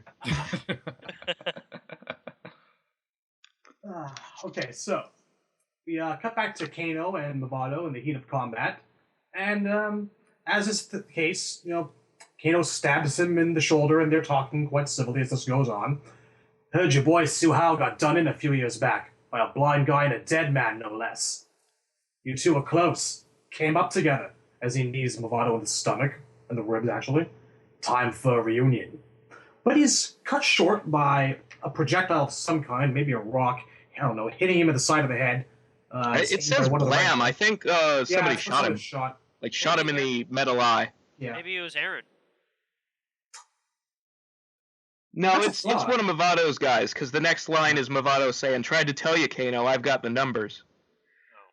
This is true. Right, I And forgot so yeah, about basically his eyepiece saved his life. Very lucky shot there. And we cut back to Jackie, who was still pounding the shit out of Aaron as Cassie in the background kicks a Red Dragon Goon in the face, and he's like, "You don't understand." So I think she just hit him in the throat. It's looking pretty bad for him right now. And the beating mercifully stops as Jackie gets punched in the face, pardon me, by Kano. And he helps Aaron up, like a kind, scholarly gentleman he is. Yeah, you can see the bullet hole on the side of his head now. And yeah, he was definitely shot. He's like, "You gotta fall back, mate. Where's the stone?" If you'll remember, they're using the same kind of teleportation stone that Kotal had. And Aaron tells him it's in his left pocket, as Jackie and Cassie slowly get up to their feet. And Aaron says, "We have to take the girls. This is why you can never be Black Dragon, Aaron. You're trying to save people instead of exploiting them." And Kano fucks off through a portal off on his own. Kano, son of a bitch! Yeah. And Movado and his goons are already creeping up behind Aaron all alone here, going... Movado goes, come on, Black, what do you expect when you deal with devils? Looking very Bishonen here, Movado takes his swords and goes right to work on Aaron, cutting him up pretty bad. We don't see the extent of the damage, but there's a lot of blood. That's probably the coolest that Movado will ever look. Yes. Yeah. Yeah, the one time that this goofy fucker in his pants that go up to his rib cage and his one sleeve trench coat. Oh, I have a pretty funny picture about relating to Movado's pants. I think I'll link it to you guys afterwards. We're going to have to add Movado to the list. I was about to say, Movado. Movado's going to the NetherRealm. I would like a Movado. I would like a Movado taquito extraordinaire. I was gonna make up some bullshit one like Quan Chai or something. My sounds favorite delicious. Deadly Alliance characters are Movado and Nitara. Kyrax. But yeah, no, that was good stuff from Mavai. I don't know what to say anymore. Control yourself. Mine is so Hold it in. No, seriously, it's a pretty sweet panel. He gets like the whole reverse cross slap across Aaron's chest. It looks like with a big old sound effect. He definitely put him out of the fight for a little while. And he goes, "I'll have those girls now." Creepy. And from the back, "Hey, Captain Hooks, it's flattering to be wanted, but we'd rather be free." And Jackie and Cassie now have a couple of guns, with which they put down a lot of the Red Dragon right behind Movado, who is just quick enough to get out of the way. And their ammo runs out. And Movado's a little bit upset now, and he says, "Reiko wants you ladies alive, but he didn't say in one piece." So he jumps at him. Again, really nice panel here with him leaping forward. And he scores a hit on Cassie's arm, but it's a mistake for him to try to grab both of them, as Jackie gets behind him and gets him in an arm lock, saying, "Cassie, his legs." And from here, number one, Cassie breaks his leg right below the knee, and Jackie says, "Finish him."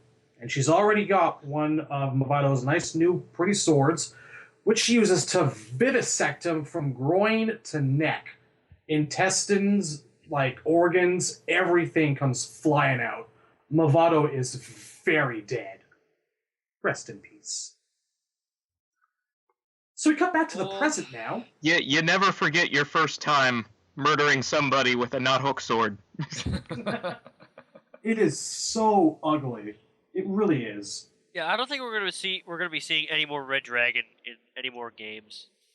Well, Dagon's still out. Yeah, Dagon. I like Dagon. I don't see much hope. Yeah, for him. the other people don't like Dagon, and that is a problem. I've come around to him. You I see- used to just see him in like Taven as the emblem of blandness in MK. Well, But Dagon, I've come around to a wee bit. It See, really sucks I that never we're got probably it not when gonna- people called Taven bland, because he has way more personality than Shujinko. Like, he's always sarcastic and, like, upset at, like, all the side quests he's sent on and stuff. What if you think both of them are bland? That probably puts you in the majority. I mean, bland compared to what is the thing? Like, I don't know. I just don't. I like them don't both. like people holding up, like, the trilogy characters as so much better than 3D ones when trilogy includes Baraka and Shiva. Nor do I I. like Dagon. I think Dagon's... I like them both. I like, generally speaking, I like Armageddon. I know it's not a popular thing to say, but it had problems, but overall I like what they were trying to do, at least. You got a poop mouth. To this day, I do prefer Shujinko over Taven, because at least I got the pleasure of Shujinko grow from an easily impressionable idiot child to a tired idiot old man who was very rude in his life and the way that things had gone, and he just wanted to get this done with. Taven just kind of came off as a bit of an ass. I like See, I like a bit of an ass, though. Yeah, That's a personality. That's better than going from, "Yes, Damashi, I will do as you ask," to a tired, "Yes, Damashi, I will do as you ask." 60 years of character development amounts to that. I don't feel like Taven got much in the way of character development either. Well, at least his quest was only like a day long. And it was one of the worst days anyone ever had. Yeah. Felt bad for his dragon. True that. I don't know. I mean, both Shujinko and Taven are kind of Mary Sue's. That's a definite problem. True. But at least, like, I mean, I like Dagon because, I mean, other than I mentioned before, I like that his voice sounds almost like Clancy Brown, and with the shaved head, like he reminds me a lot of Lex Luthor. I kind of dig that his costume is a little bit Sephiroth-ish. Like the coat's red, but he has the same shirtless with suspender straps and the big belt. I don't know, but I wanted it to like the Red Dragon from the moment they were introduced, but Movado sucks and Suhao sucks. Dagon was at least something to latch onto. His motives make a lot of sense too. It kind of makes sense why he started the Red Dragon. Like I followed it. Yeah, I love the backstory of that they're actually named after a dragon with red scales. That was a very nice touch. And they have, they're more than just like a gang of criminals. They're this, ancient sect, and they have like an actual goal. Like they exist to help Taven Dagon conquer the realms and get the prize and shit. And if you think about it, Dagon. I like that they were allied with Shinnok. I really like my favorite thing about Armageddon is that technically Shinnok's the real bad guy. Yeah. I just get why Dagon's pissed. I understand if you woke up and found that out. I understand his reaction. Maybe he overreacted, but I also like that he's got a bad eye and his face is covered with scars. Like he really looks like he's been around and fighting for hundreds of years. It works. So, like the dude has had a hard life. So buttons. All right, so back to the issue. So you've got Johnny staring here at what's left of Movado, going, "My little princess did this?" Sonya's all, "That a girl? She's still alive." Touching. Very, very touching. So Aaron, who's been untied at this point and is very, very bloody, "Red dragons, there were too many, took the girls and left me to pass on a message. You are invited to Shang Tsung's island." We shift perspective to the island here, as the Red Dragon disembark with Cassie and Jackie as their prisoners. I like the little cameo from the Nethership. I'm assuming it's the Nethership. It has those Chinese sails. It's possible. It looks a little... No, I guess that's right. With the scale of the island, it very well could be. Just the panel below it makes it look a little bit smaller than I would expect the Nethership to look. But, who knows. So Sonya goes, "Shang Tsung is dead. Who's on his island?" And Aaron replies, "Reiko is hosted there by his spiritual advisor." And as they walk up to the old pagoda of Shang Tsung, the narration concludes, "An ancient cleric named Havoc. He was the mystery guy Reiko was talking to." Surprise! Yes. The cleric was the only guy in MK who's called a cleric. Yeah. And it's not like, of course, we didn't mention his name a couple of times as, that person and all, but... And in front of this gorgeous banquet, with a couple of nice-looking balls or something, and a steaming turkey, we got Reiko sitting off to one side, and Havoc standing from the throne and saying, "Please enjoy this feast we prepared. It may be your last." He's dead the next 2 issues. Don't I wouldn't say be things like surprised. that. Don't say things like that. This is too good an opportunity to waste. Oh, you don't think the NRS has ever wasted opportunities? We're being pessimistic about this, but who's really bitten it in the comics so far? 2 Red Dragon. That very few people, comparatively, are going to miss. Yeah, but Yeah, I feel like this is a bad plan. That's a real I feel shame like because, it can only end in a fight, and the bad guys are obviously going to lose, because that's what bad guys do in a fight. Like, I get why, Aaron wanted to kidnap Cassie and Jackie. It was to force the special forces to work with Kodal. But why does Reiko want them? Like, does he think the Special Forces have one of the daggers?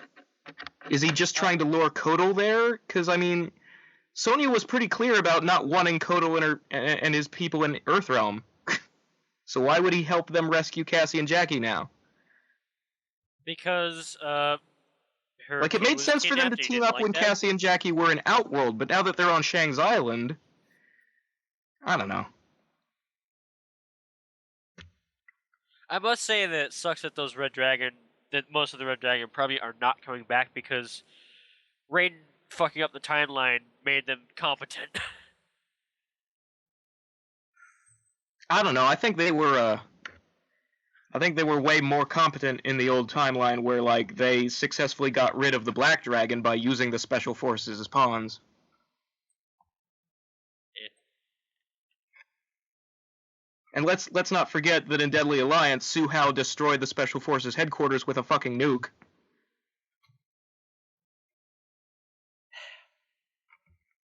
I'm sure Got anything for that, Smoke Man? What was that, Temp? No, I was just waiting for you to counter response, and then you just kind of faded out there. I don't have one. I mean, they've done a decent job in the comic, except for Su Hao dying. That didn't go well for him. Nah, it didn't go too well at all. I want to know what happened to Sento in that scene. Yeah, that's a good question. Because now that we've got that screenshot of Kenshi with the broken sword, did Su Hao do that? I hope not, because that would be dumb that Sento, this ancient sword filled with souls, is broken by Su Hao's laser. If the sword is in fact broken and it's not just shitty mobile screen graphical clipping. It looks like shards floating to me. It's weird that it's got this red aura over it as opposed to blue. It's because his variation there is listed as possessed. Yeah. In the concept art from Deadly Alliance, the glow around the sword was red. I don't think that they'll be bringing that back. I feel like they've decided on their blue is cool. It looks better with like sword graphical effects and whatnot. I'm willing to bet anything that... I don't know, I think they picked blue because blue looks like telekinesis to them. If telekinesis has a color, it's blue. Yeah, I guess. Or green. Red does kind of say evil, usually. Yeah, that's the anime designation of evil. Red is for psychokinesis. Throwing shit at you. So, is there any thoughts on Chapter 3 or whatever the fuck it's Chapter 12? It is nice to see Havoc, I'm not gonna lie. Like, I wish he were in the game, but, you know, that's kind of... The comic is like our consolation prize for all those 3D characters who aren't in the game to be seen somewhere. Yeah. I'm waiting for Havoc to be fun. Havoc hasn't been too fun so far. Yeah, I really... Like, he's being kind of a generic bad guy in what little dialogue he has here in this issue. Well, I want him to be the fucking Joker. I want to see chaos, man. Think about it from the perspective of their target audience, the people who may not, like us, know everything about MK. They want that character to seem obscure and not necessarily knowledgeable, and it probably helps to make the dialogue just a wee bit mysterious. But I don't know. If you have him, like, you know, in a shadow snapping his own neck, and people might be like, oh wait, wasn't that guy from like that game 6 or 7 years ago? At least this way you can pull a surprise on some people. That's true. They might be saving it all for the dinner scene, and that could be great. It could be. That's true. I But hope the thing is, like, I fear that Havoc is going to be treated as generic. And, like, he's not a bad guy. He's a guy who does whatever he thinks is, will further, chaos. And chaos is not automatically evil. It's just randomness and, like, conflict. And, he fights against dictatorial regimes that will oppress people, because those are like the opposite of chaos. So he was on the good guy's side in Deception against Onaga, because Onaga was, lawful evil. I want Havoc to eat Jackie's legs.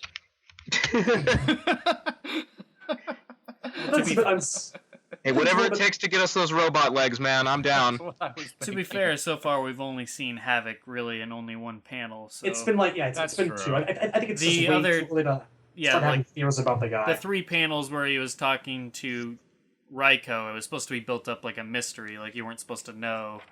And the last panel was I'm literally just just him what I'm introducing. basically asking for, and I think we will get this, is that we'll see his motive does not mesh with Reiko's, that he's, playing him like he'd play anybody else. And I think, that's a shame for Reiko, because Reiko's been the one playing other people so far. Well, this is all just like one giant Marvel movie where there's always gonna be somebody else pulling the strings. Yeah. Yeah. Somebody's gonna be Everything is pulling an after Havoc credit strings. Nice. But I feel like assigning Claire set motives to Havoc is a little bit of a dangerous slope. Like, I could wake up one morning and go, you know what would be really chaotic? Doing the opposite that is expected of me. I'm going to form a military regime. No, he's gonna join the Order Realm. Shows up just like wearing Hotaru's head. That would be Reporting for funny. duty. I really No, like how they're handling Aaron Black right now. Like, I love the fact that they're kind of hinting at that this dude does have a code of ethics. I think Yeah, that's I'm starting to like Aaron, because now that he's actually talking, like, there's something to him. Yeah, I agree think with he's- that. It feels like he's being written as like kind of a mercenary with a heart of gold almost a little bit. I like seeing him emote, like get frustrated when Kano betrayed him and yell just "son of a bitch." Yeah, I just like that he's not like just your typical I just want to kill, do anything that's best for me. He obviously had a motive going into it, and it's a motive of don't get anybody hurt or killed if possible, but let's focus on the main objective here. And Kano is the exact opposite. He'll do by any means necessary. He'll do what he has to do to better himself. And I feel like Aaron has a little bit more of a code of honor to him, and morality and values, etc., that he abides by. Maybe that's why it frustrated me so much when Jackie punched him in the face, because Movado says, I don't have to take you back in one piece. And I was thinking, who did want to take you back in one piece? Aaron Black. So it's like, Yeah. I can't, it just bothers me that she wouldn't make that observation, But Well, again, and this isn't necessarily the comic's fault, but it just seems like Kotal's group are always the good guys, even compared to the fucking special forces. Also, Some I'd like is- to point out, I rewatched the story trailer one day, and I noticed that in the shot where he's leading the army with Ermac, he has a rifle on his back. That's nowhere else in the trailer. Yeah, that's probably like a variation signifier. Like in one of his Exactly. versions, he has the shotgun. Oh good. my god. Oh, Jesus. Yes. Tell me those words again. They sound beautiful to my ears. He has a shotgun variant. variation. Oh my. Yeah. Oh, changing pants. Yes. he's gonna Lobo it up in the next game. I need close range juggling shotgun blast combos. This is going to be amazing. It's going to be like Billy Lee Black and Zenny Years, but even better. Just changing guns in the middle of combos. Yes, give this to me now. I want it. It would be cool if he all juggles you, knocks you way up, and just fucking shoots you Western style, just shoots you 5 times in the air. That would be tight. The Devil May Has Cry combo, the Has he make bounced them like a float tin with can? bullets. Yes. I'd be so behind that. just Jeff Bridges all over the main opponent. I don't know. But I mean, he's just a fun character, and he was frustrated already in the comic. I imagine while Kano was teleporting away, he's like, the Black Dragon live on, but then the voice dwindles just slowly. That would have been fun. Yeah. That needs to be a thing. Like every time they leave, the Black Dragon live on. Jarrett can't say it. He's too busy writing memoirs and getting published. Yeah. I'm also Jarek's happy. big book of fatalities. I'm also happy that this pretty much signifies the end of any relationship between Aaron Black and Kano. Yeah. I like Kano, but I didn't want my Aaron Black in my Kano. Yeah, see, I knew Aaron wasn't a Black Dragon. We were speculating on that a little bit, and I was Yeah. like, no, he's just the go-between. I was just so worried he's gonna be just ends up being a thug, and we don't. On need the one none of hand, those. I'm disappointed that we don't finally have the first awesome-looking Black Dragon since Cabal to join the roster. On the other, I'm more than happy with Aaron Black being a separate, distinct character, not necessarily tied down by any roster whatsoever. Because a lot of the most interesting characters... Well, that was always what amused me about Cabal. He's a cool-looking black dragon, and he's not a black dragon. Yeah. Like, he fucking left. Just technically If you want to be cool, you have to leave the fucking gang, because Kano will drag you the fuck down into mediocrity. I think the world would be better off without black dragons. That's how I felt for years now. That book, though, from Jarek, that's some good shit. Watch them all dedicated to the black dragon. For the black dragon. Yeah, see, that's so what that always they may live disappointed on. me about the Kano was the mole retcon in 9. It wasn't that they retconned out Suhao that bothered me. It was that now Kano and the black dragons are strong. Still got a long ways to go, though. It's going to be a long, long road for those black dragons. All right, I guess that covers it, yeah. Let's touch upon a couple other things here before we get into the retrospective. First of all, it's possible that the last gen versions of MKX are going to be delayed. Actually, I don't think it's possible anymore. It's now being confirmed as we speak. Okay. I just checked out a link on MKO. And the followed it to Amazon. Yeah. And the Amazon PS3 release date is now June the 30th. Which... Oh, no. Yeah, I mean... What a shame. This isn't like... Was anybody gonna buy that? I just... If you're... And this is nobody... You know, some people don't have the money to do it or whatever, you know... People have their reservations on getting the new gen or our current gen, I should say. I guess. Just they don't have the money for it. But the new gen consoles have been out a year now, haven't they? Year and a half, almost 2 years. I feel like it's a little late to still be cross-gen. Right. I'm buying mine on Friday, incidentally. My PS4 comes to me in 2 days. I agree with you. I'm getting my PS4 in 2 weeks on my birthday.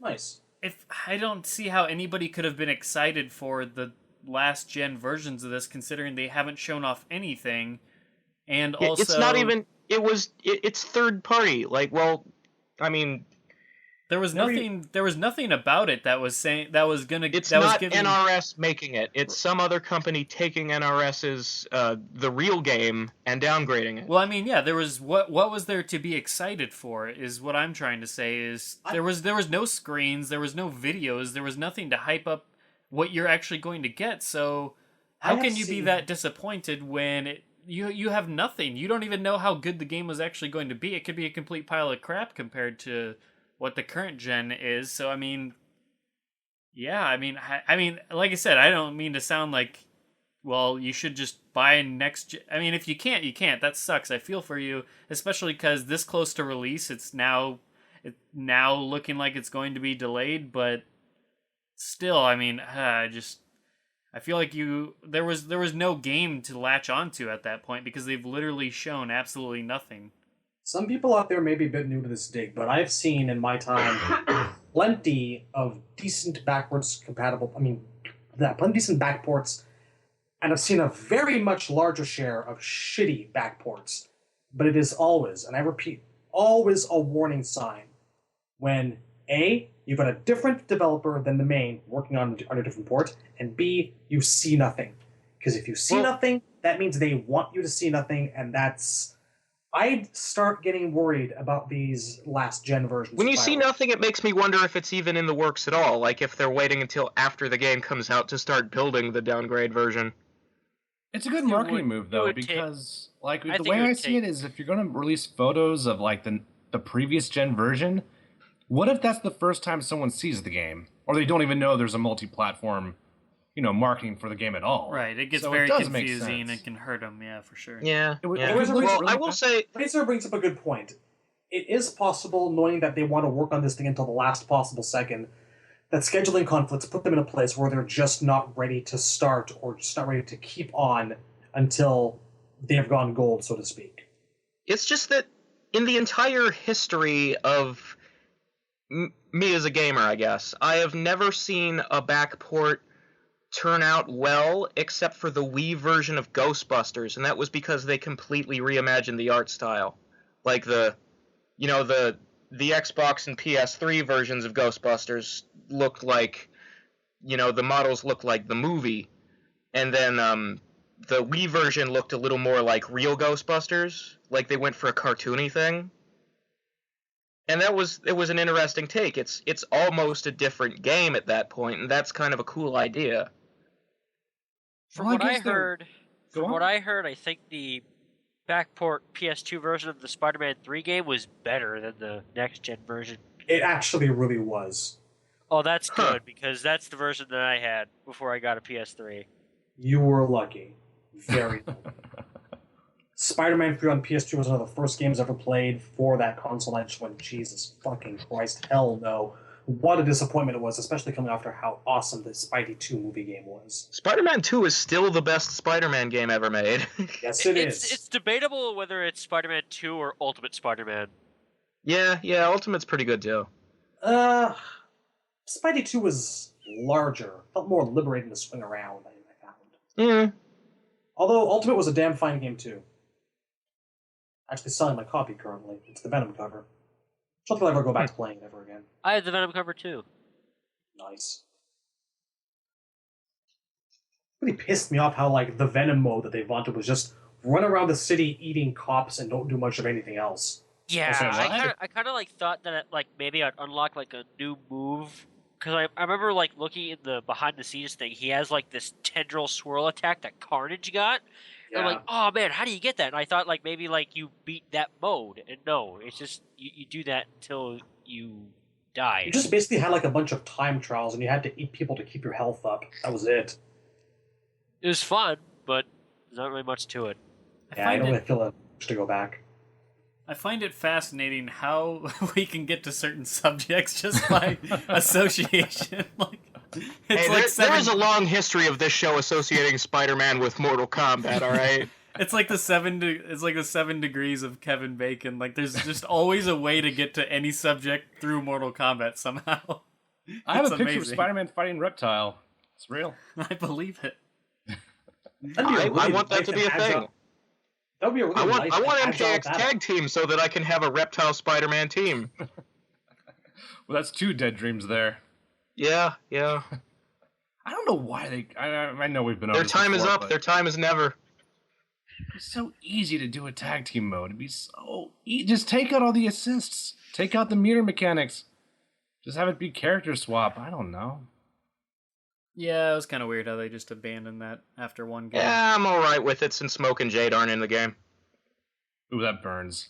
Yeah. Thanks. I'm not saying that to rub it in. I'm just saying, like, the game doesn't have any team characters. Quiet, you awful man! All you're saying is I'm not rubbing it in to rub it in. I'm just rubbing it in. Well, have you seen Smoke yet? Because I haven't. At the beginning, I kind of accepted that Smoke probably wouldn't be in the game, though I kind of wanted more 3D characters over him anyway. He's that little guy that Kotal is slamming in the Sun God variation. He's that little guy that Kotal is slamming in that Sun God variation. He's that little guy that Kotal is slamming in that Sun God variation. All right, can't- let's move Keep at on it, buddy. for Shadowloo's safety. No. Still not playable. I guess it's Johnny Cage and Mileena renders now? Yeah, Yeah, So that happened. yeah. What's everybody Yeah, think of? Cage looks a lot less decrepit than I thought that he Yeah, looked in that yeah, one he's a little screenshot. crypt keepery in the very first screenshot we saw, the leak. But no, here Got he his looks right to eye actually back. aged pretty well. And I assume there's going to be a variation without his sunglasses. The thing is, I kind of liked the really old, wrinkly Johnny, because at least he looked his age. Like, nobody looks 50, except Kung Lao. You figure that if any of them didn't take care of themselves and aged rather poorly, Johnny probably would have been the one. It's kind I of going the could've bought Harrison Ford route. Oh, He I does, like he the does look costume good, though. I just... Johnny Cage fans MKX running around asking where his family is. Where's my family? Give me my family. Oscar yet? Family. Give me back my son. Daughter. Get off my plane! I don't know, like the costume looks really good to me. I saw it in the comics. I was really hoping it was going to be part of the main game, and I got my wish. I think it looks I don't know, I mean, it's alright. I feel like the costume's a little bland or, like, lacking in detail for a guy like Johnny. Like, I expect, Like, hopefully he has some, like, stripes on his pants or something. I don't know. Like, I missed the cage belt buckle, maybe?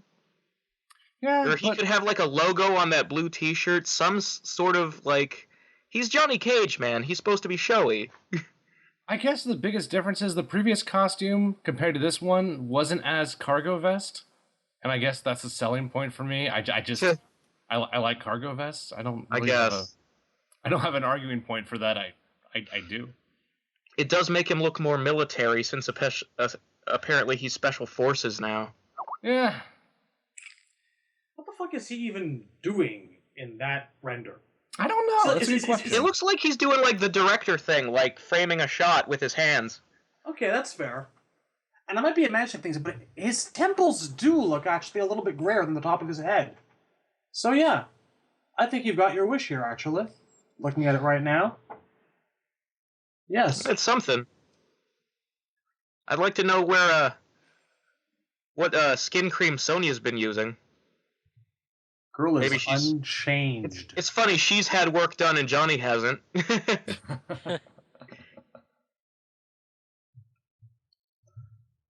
don't know. I love the lack of beard. I think that would have been. Yeah, it was already it's too nice much. that Johnny didn't grow one.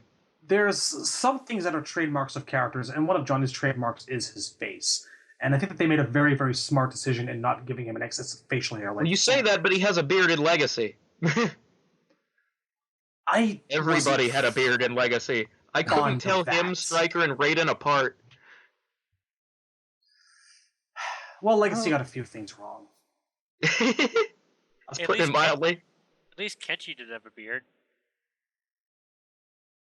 So Mileena's render looks good. Yes. Yeah, it's Mileena. Is there anything else? I don't really know what to say about Mileena.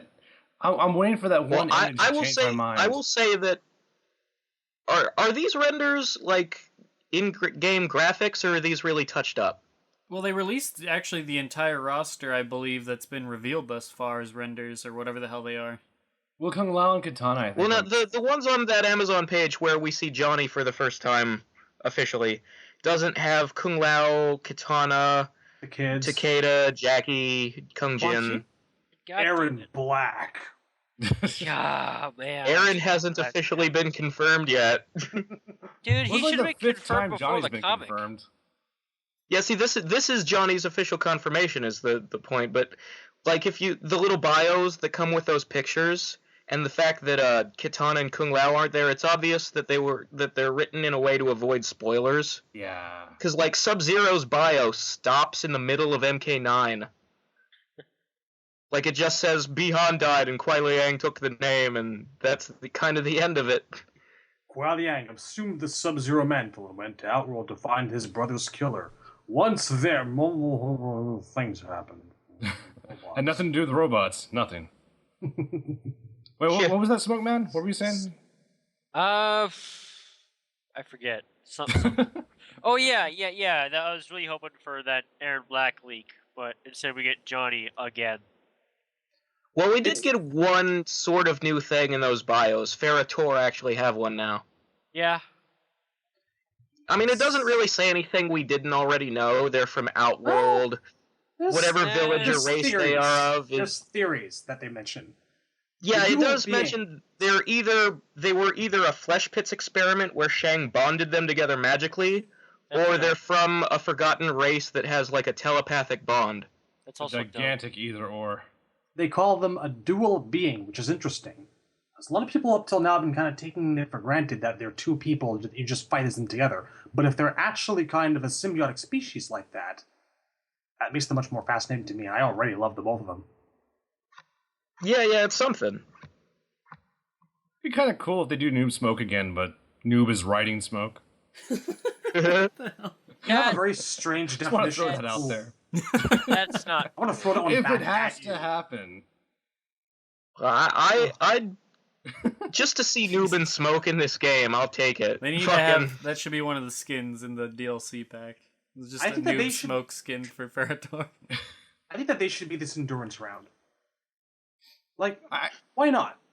I just kind of want to see Noob Said Butt holding on to Smoke's hair, you know? It's funny to me. I don't want to be part of this conversation. I could possibly Please get that stop. made. I could possibly get that image made. I guess once my hopes broke, I just I don't know. Like I'm still hoping for Smoke as DLC, but I see it as a solid 50-50. So I guess I'm at the point where I can laugh about it. And I mean, Lee May was always my go-to anyway. Like I had a good round with Smoke. I'm ready to go on to my next favorite character. But I want Smoke to be in the game. Don't get me wrong. But I wouldn't mind if Noob said bots riding him all fucking pony style either. In a very what's innocent way. Right. What's that? Right. Can't, Of course. Can't hear you. Still in denial. Still in denial. Yeah, I feel you. Well, that actually, that's a nice Was not introduction to a certain bet that Temp and I made that we were going to mention. As long as you're That's just right. feeling me and not holding my hair. We, or anything. off the air, we were talking to Justin, Django, Dango, Jongo, Dongo, Dingo, whichever name you want for him. Taquito. There you go. We actually made a bet. Dango still believes that the leaked roster is not real, and he has full faith that there's going to be at least one or two more characters revealed that aren't on that list, that we're going to get more than the characters that are represented on that list. I'm of the belief that there won't even be one more character that's not on that list that's going to be playable at the launch of the game, obviously. And Temp bet that there won't be two more characters that are revealed, so we have a $10 wager. We each have that with Justin, so if there's two more characters, then we both have to pay up, so he gets $20. If there's It's an just one... unlosable bet. Well, yeah, it's an unlosable bet for us. It's because if he loses, that means not only is there not any additional characters to the leaked roster, so how disappointing is that for him? But he's also out $20. Yeah, I'm either going to make $10 or I'm going to be buying more characters. Right, via right. Justin. So Exactly. I can't lose. But yeah, and same for me. Unless if we get one more character that's not on that list, I'll be happy. So I'll gladly pay $10 to be happy and surprised. So What if there is one more character and that one more character is Tremor? Don't say that. It's You know an he's almost coming. unlosable bet. But I like the idea of Yeah, just we something should- that we aren't expecting. So if I give up money for that, then that's fine. Obviously, my money has nothing to do with that. No, obviously, it's not. They're not one affecting the other. But the point is, I'm either going to be happy or happy. So Tremor. So yes, that is a bet, so we will keep you updated on that. And if somebody else is revealed, then awesome. That means I lost. If two more people are revealed other than on the list, awesome. But Tremor. that means Temp lost. I'm gonna Two back Tremors. Dango. $10 I ever spent, man. Hey man, Yeah. we're not saying You're gonna be happy. Yet. You're gonna be happy about Tremor. I'm gonna back We're not Dango here and segueing say yet, that. guys. Come on. I'd say a couple more are possible. I'm gonna go with Dango here. All right, you want in on the wager? Oh God, no! Do you want Canadian money? Actually, yes, because Do the I have to sign Canadian up for dollar I Canadian think is PayPal? worth more than the American dollar at this point. No, it's not, man. You guys are like kicking our asses. We're doing terrible up here. Dude, the American dollar is not worth anything. The only way Would you I like to could be lose, paid in Tim Horton beans, buddy? dude, I'd take that bet. Like that's not even bad. Like, Are you I'll take are you it. trying to get the audience to start investing in gold? Is that where this is? Or One of those I guys? don't really have to because fucking Burger King bought Tim Hortons like a couple of months ago, man. Nice. You own like. How does it feel, America, to own part of Canada's national heritage? Dude, I've worked at a Burger King. That's bad news. Blooming Yankees. Worked at a Wendy's. It wasn't fun. Burger King has the second best fries in the fast food race. I like Burger King's Uh, fries. Wait, who's number one? Smoke? Second best is just the first loser. Dairy Queen. No. Yes. Yes. Yeah, Okay. I like Sheetz fries Does- the best. Does anybody? I know Runs is a local thing for me, but is Culver's like nationwide? Yeah. Okay, I've had Culver's has the best fries then. Culver's Burger might be Zigzag better. fries are amazing. Culver's goes in number 4. Oh my god! Actually, I'm gonna take that Zigzag. back. Arby's has curly fries, so Oh, they win. fuck, yeah, okay, yeah. I'll just win. okay. Still yeah, gonna. yeah, for good me, point. I'm casting my vote for Zigzag fries. They crinkle cut fries are just the best to me. Culver's not. isn't No, bad. they It's like aren't. number 5 for me. I don't mind it, but So you'd course, rather stick with take those Whataburger. like straight thin fries over crinkle cut? I have never heard Kinda. of half of these restaurants you guys are talking about up here. Whataburger's a southern thing. It's not even really southern. It's just Texas and Louisiana, I think. Ah, Yeah, it's like runs as only in Nebraska. It's not like a local thing. It's just the state of Nebraska for some reason. So guys, how about that stream on Friday? Yes, that was our Oh, last, yes. but right before the retrospective is the stream on Friday. There's not really much to say other than there's going to be stories shown and the potential of a Friday the 13th relevance, but I mean, there's Oh, not a yeah. whole lot to talk about. You're optimistic there, buddy. I'm cautiously If optimistic. if yes. they're going to reveal Jason, it'd be the entire stream. That's not true at all. Unless they like They've already show No. like a trailer at the very end. They're not going to make the whole stream about a DLC character, first of all, and second of all, it already says on the stream, it's story related. This Friday, Tremor. No, no. It's already on. If you go to the stream right now, it has something like 25 years in the making or something. It's Yeah, obviously Tremor, story. 25 years in the making. Stop it. why Stop is right today's now. episode full of people saying horrible things? I Why? don't know. But no, there's no way it would be all about Jason if he does get revealed. I think at most it's going to be an announcement with maybe an image, if that. Like, It's gonna be Jason 9. Jason. Jason X. this is No. Jason- Jason Goes to Hell is the worst. He's gonna be Jason Goes What? to Hell? the hell. Jason goes to the NetherRealm Stop. and meets Tremor. No. What if they do reveal 2 more characters and they're both Tremor? Do I still have to pay Justin? Now you're don't just even making think that things even- up on This isn't the logic is plummeting here. I feel like The Nethercast is breaking. Well, no, they can't both be Tremor. One of them has to be Hornbuckle. That'd be okay. I'd pay $10 please! for You her know one Hornbuckle. of them is gonna be Chrome. You got me. You're the Tremor and Chrome. you guys have done the best way of actually giving a conversation where I'm like, let's move on to a retrospective about Tremor and actually be excited about it. This week on the retrospective, Tremor. We have reached a new low. Okay, I'm more ashamed so let's than I do am this right Tremor now. retrospective. Somebody else kick Do it we off have because to? I honestly, what are we retrospecting Whose here? idea was this? What is? Mine. It was in a game. There's no. We can remember there's special forces. Is there a fatality? Is there an No. actual like? No, wait, outfit he other was than in 2 generic? games. Does anybody have the Vita version of MK9? There are no fatalities. There's no almost outfit. no story. There's no almost outfit. no costumes. Then here's an and there's idea. no quality. Here's an idea: we make up fatalities. No. Ugh. A retrospective is about something that happened. You're looking back on something and discussing it. We're looking back on the fact that he had no fatalities. Yeah. Dear God. Let's talk about Okay, why yeah, I don't sure. want Tremor. I could do that. Let's look back on the fact that he's not even what people think. He's not a ninja with earth powers. He had a fireball and Jax's ground pound. Well, he should have Earth powers. Well, this isn't. He should. This is a retrospective. There's nothing. Smokeman, you are responsible for the worst retrospective ever. Do I get a trophy? No. It's a little statue of Tremor. This is like saying let's I'm do a gonna, we'll buy retrospective an on- action figure from UMK3 and just paint it brown. You know, people out there have done that. It's like doing a retrospective on Zebron. Like, no. It does not happen. What would we do here? Let's. I want to talk about say Zebra. about Well, no, Zebron, here's how you do Zebron. You talk about Zatanna in Injustice and pretend it's a horse. we just talk about Injustice, but we pretend like we're talking about Mortal Kombat, and we never acknowledge the joke. That How almost about- sounds Alright. like a fetish.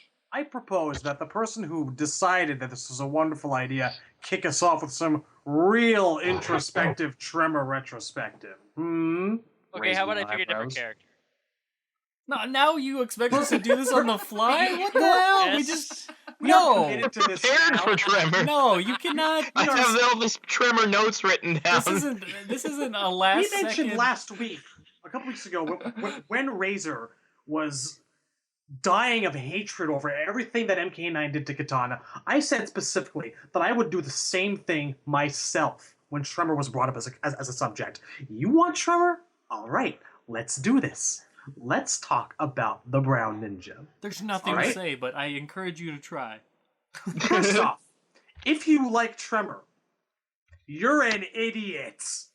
No, okay, must be objective. Must be objective. You don't have to be anything.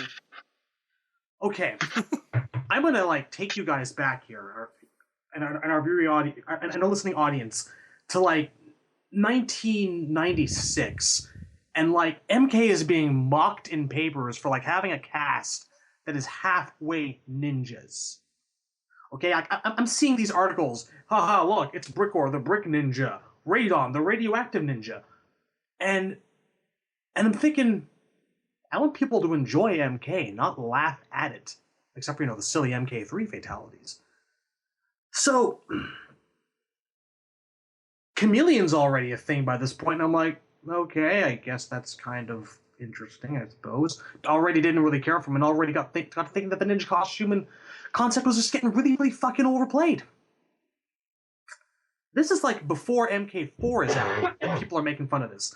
And MK4 goes and introduces what? Reiko and Tanya, who are a little duo that I always like to call the quasi-ninjas. Because Reiko, as we know, was kind of brought in as a last-minute replacement for Noob Saibot in one of the mid-versions or so. And I've always considered that, these days I consider Reiko really, really lucky that his MKA outfit kind of took off really well, because I view him in the same way that a lot of people view Tanya, and I kind of view Tanya this way too, in that they're ninjas without masks. That aesthetic is still there, the whole double shoulder pads and the loincloth. They're ninjas without being ninjas, and Reiko, I feel, more than anyone, has been lucky enough to dodge that bullet so much that it's not even a topic of conversation anymore, hardly ever. So, yeah. Time passes, and Special Forces comes out, and it's garbage. It's hot garbage. It's terrible. It's shit. It's feces. It's awful. It got a 1 in EGM. 1 out of 10. That was almost impossible to do back then. That was the lowest score they'd ever done.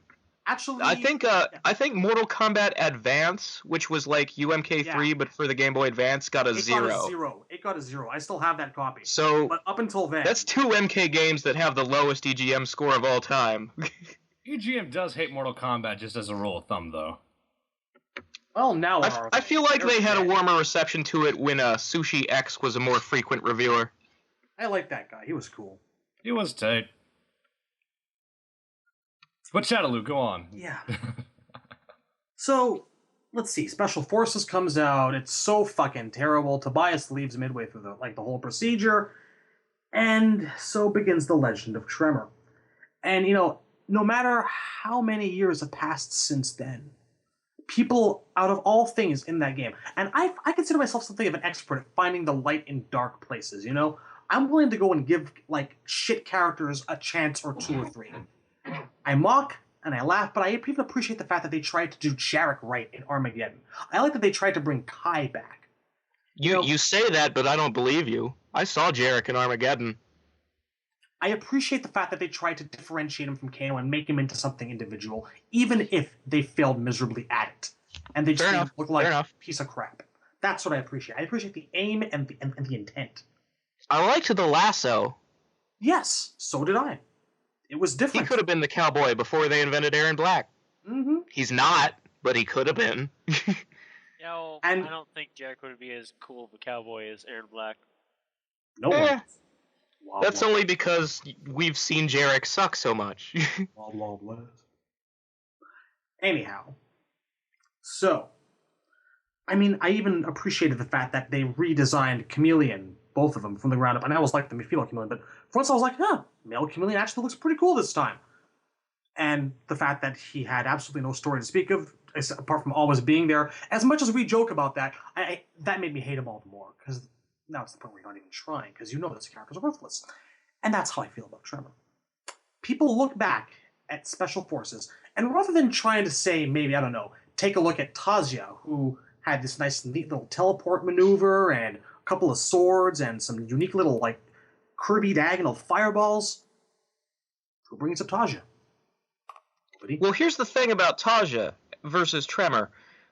The number of people who've actually played Special Forces, you can probably count on one hand. Most people, all they know about Special Forces is it sucks, it's got a funny intro video, which they watched on YouTube, and Tremor's in it. That's all they know about the game. But you'd figure that at least people have done a little bit of research, curious about this brown ninja douchebag, and gone on to go, hey, whatever happened to Tasia? Or God fucking forbid, even No Face, you know? No one ever brings them up. It's always about Tremor. Why is this? Because he's a ninja. Because he's a fucking ninja. He's a walking relic. A time when creating a character amounted to changing color and recycling animation frames. That is the only reason people want him in this fucking game. And they like to pretend that he could have nice Earth powers. And I'll say this right now. And if it so happens that 4,000 people who have signed a Tremor petition, and Ed was like, that's impressive. If it so happens that they take this petition and they make him a character, I'll say it right here, right now. I will swallow my own words. But this is what I'd like to see happen. I would like to see Tremor redesigned completely without any trace of a ninja aesthetic. You know? Ground up. You want to give him, like, if you want to give him, like, you know, Earth powers, fine. But take away everything that makes him so recognizable and iconic to the people that want him, and let's see how many fans he has. Because I don't think there'd be very many. I feel like the people who want Tremor in this game want him for very shallow and selfish reasons. And all that horseshit about him, oh, but he was actually a Lin Kuei guy who was actually also part of the Black Dragon, who worked for the Red Dragon, who met Jarek's mom one time, who was engaged to me. No, it's all fucking horse shit. None of that was actually ever in a game. No one's ever seen this rumored MK trilogy Tremor bio that has them. The closest that you can get is John Tobias said in an MK Online interview a little while back that he had plans for Tremor to be some sort of double agent. I think. But even so, that isn't a thing that has actually happened. You're wanting a character to be in a game based on what you think he would be like. You're creating a lovely pipe dream, and it's not going to be realized if the character himself is realized. You're hyping yourself up for a vision of the past that will not become a part of the future. You are liking a character because he is a ninja and you want him to have elemental powers, and it is so goddamn fucking shallow when you have good characters, new characters like Kotal Khan, Ferritor, Aaron fucking Black. They're pouring out new characters, and some of them fail, but they're batting 1,000 on these new guys, I find, and people still want Tremor after all these years. Let's be a little fair about the ninja thing for a second. I'm almost done. Okay. Almost done. If you want a brown dude that can punch the ground and move mountains and just shake up the earth, pick Jax. He's already there, and he needs fans. Jax gets too much hate.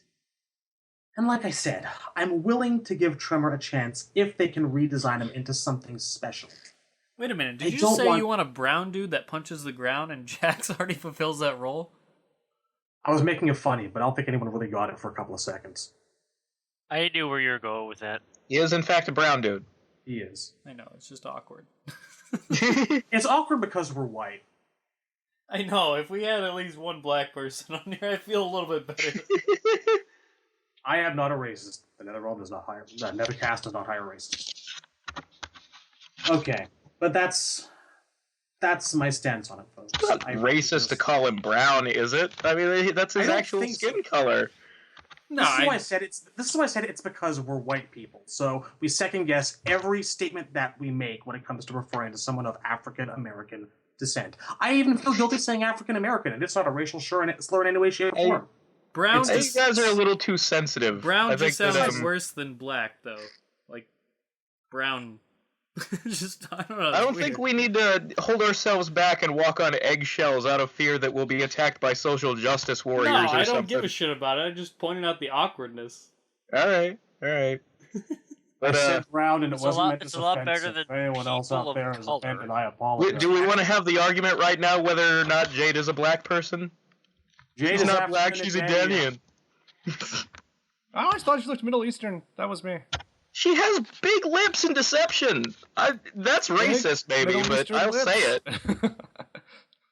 I give you a Big- hate-filled anti-Tremor tirade that goes on for 10 minutes, and we take out of this the word brown. That's I'm all that so matters sad. is he's a brown ninja. That's all people care about.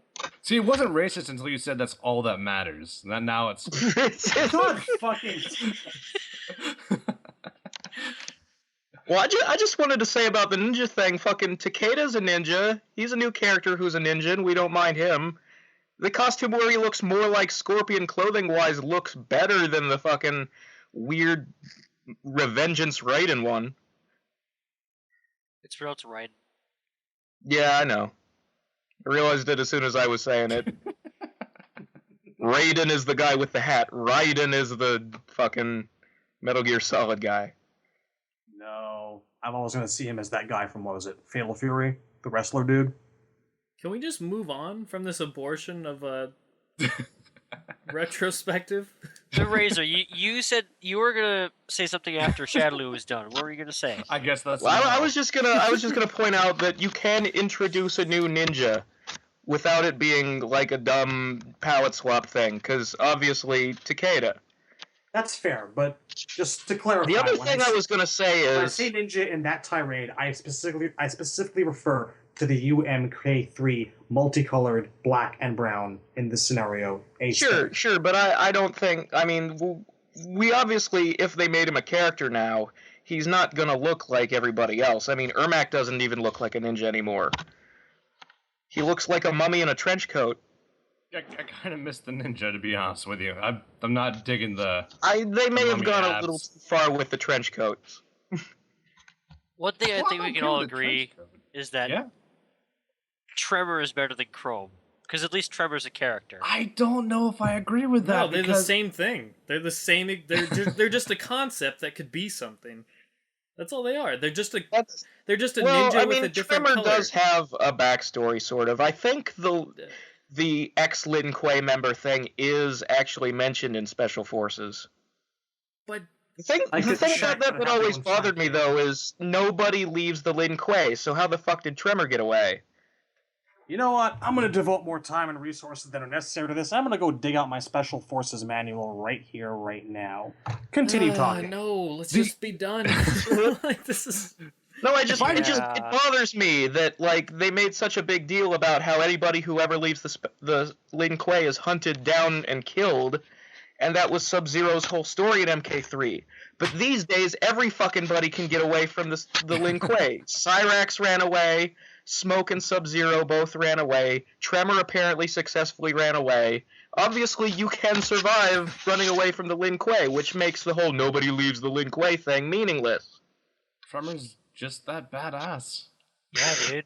But I don't know, if I had to give an argument for why I think Chrome is better than Tremor, if you put both hands out and tell me nothing, but in one hand I have something made out of chrome, in the other hand I have something made out of dirt, which hand do you want me to open and give to you? I'm going to say the chrome one every time, because chrome is better than dirt.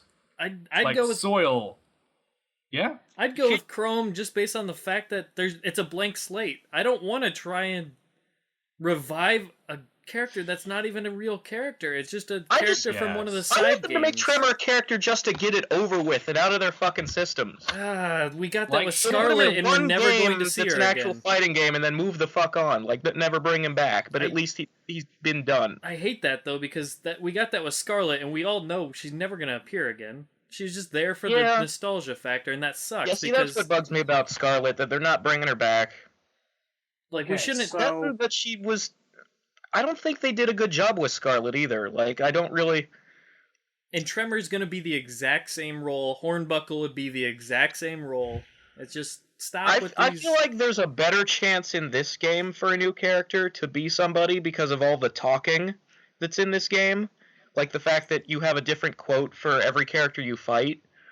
Scarlet was so fucking handicapped not just by not having lines, but by the fact that her backstory plays her off as a completely personalityless golem. Like, she's a meat robot. She has no brain of her own. And I feel like that's... When you're comparing this new character to characters who've been around for 20 years and have that much story, I mean, that's not a fair comparison, but that's the bar she has to measure up to. And there was just... They could have done better. The design could have saved her, but they over-sexualized her. And this is really where I feel like over-sexualization is a bad thing. They could have given her, like, a signature, you know? And, no, she's Blood Stripper. That's her thing. Yeah. Okay. See, that's the coolest thing about her is the way her fatalities play out. Like, the fact that she, like, stands there and bathes in the blood and, like, all over her face, and she's, like, enjoying it. She can't even keep that to herself. Now Quan Chi's doing that, so that's not even uniquely hers anymore. Yeah, but he's just standing there stone-faced, where she, like... You know, she would, like, look up in the shower and, like, shake her face and, like, I want it all over me. All Vidal Sassoon sounds? Well, yeah. I have, just for the benefit of our listening audience and for all of us, We're not even looked recording through anymore. the Special Forces manual. You made me touch the Special Forces manual endgame case. No, we're done. You're gonna hit the record button whether you like it or not now. No, the podcast ended 5 minutes ago, Shadowloo. No sense in reading it now. Do Did it. it really? When did you cut Do it it off? just to hurt him. Do it. Did you actually end it? Just Or- do it. I'm kidding. Just go. I wouldn't Let's put get it past over you. with. Like Let's Tremor make it himself. fast, like ripping off a Band-Aid. It doesn't say ex-Lin-Kuei anywhere in that fucking manual, nor does it say ex-Lin-Kuei on a fucking GameFAQs FAQ that has the entire script that I'm Well, looking does at it right does now. it say it in the game? Because there was those little, like, those scenes where Jax would be on the radio with Gemini, and she'd tell him about, like, the boss of the next stage, quick. You have to basically Control F the script for the Lin-Kuei. I am reading a GameFAQs script for it. I am searching Lin-Kuei. There are no results. It's all fanon.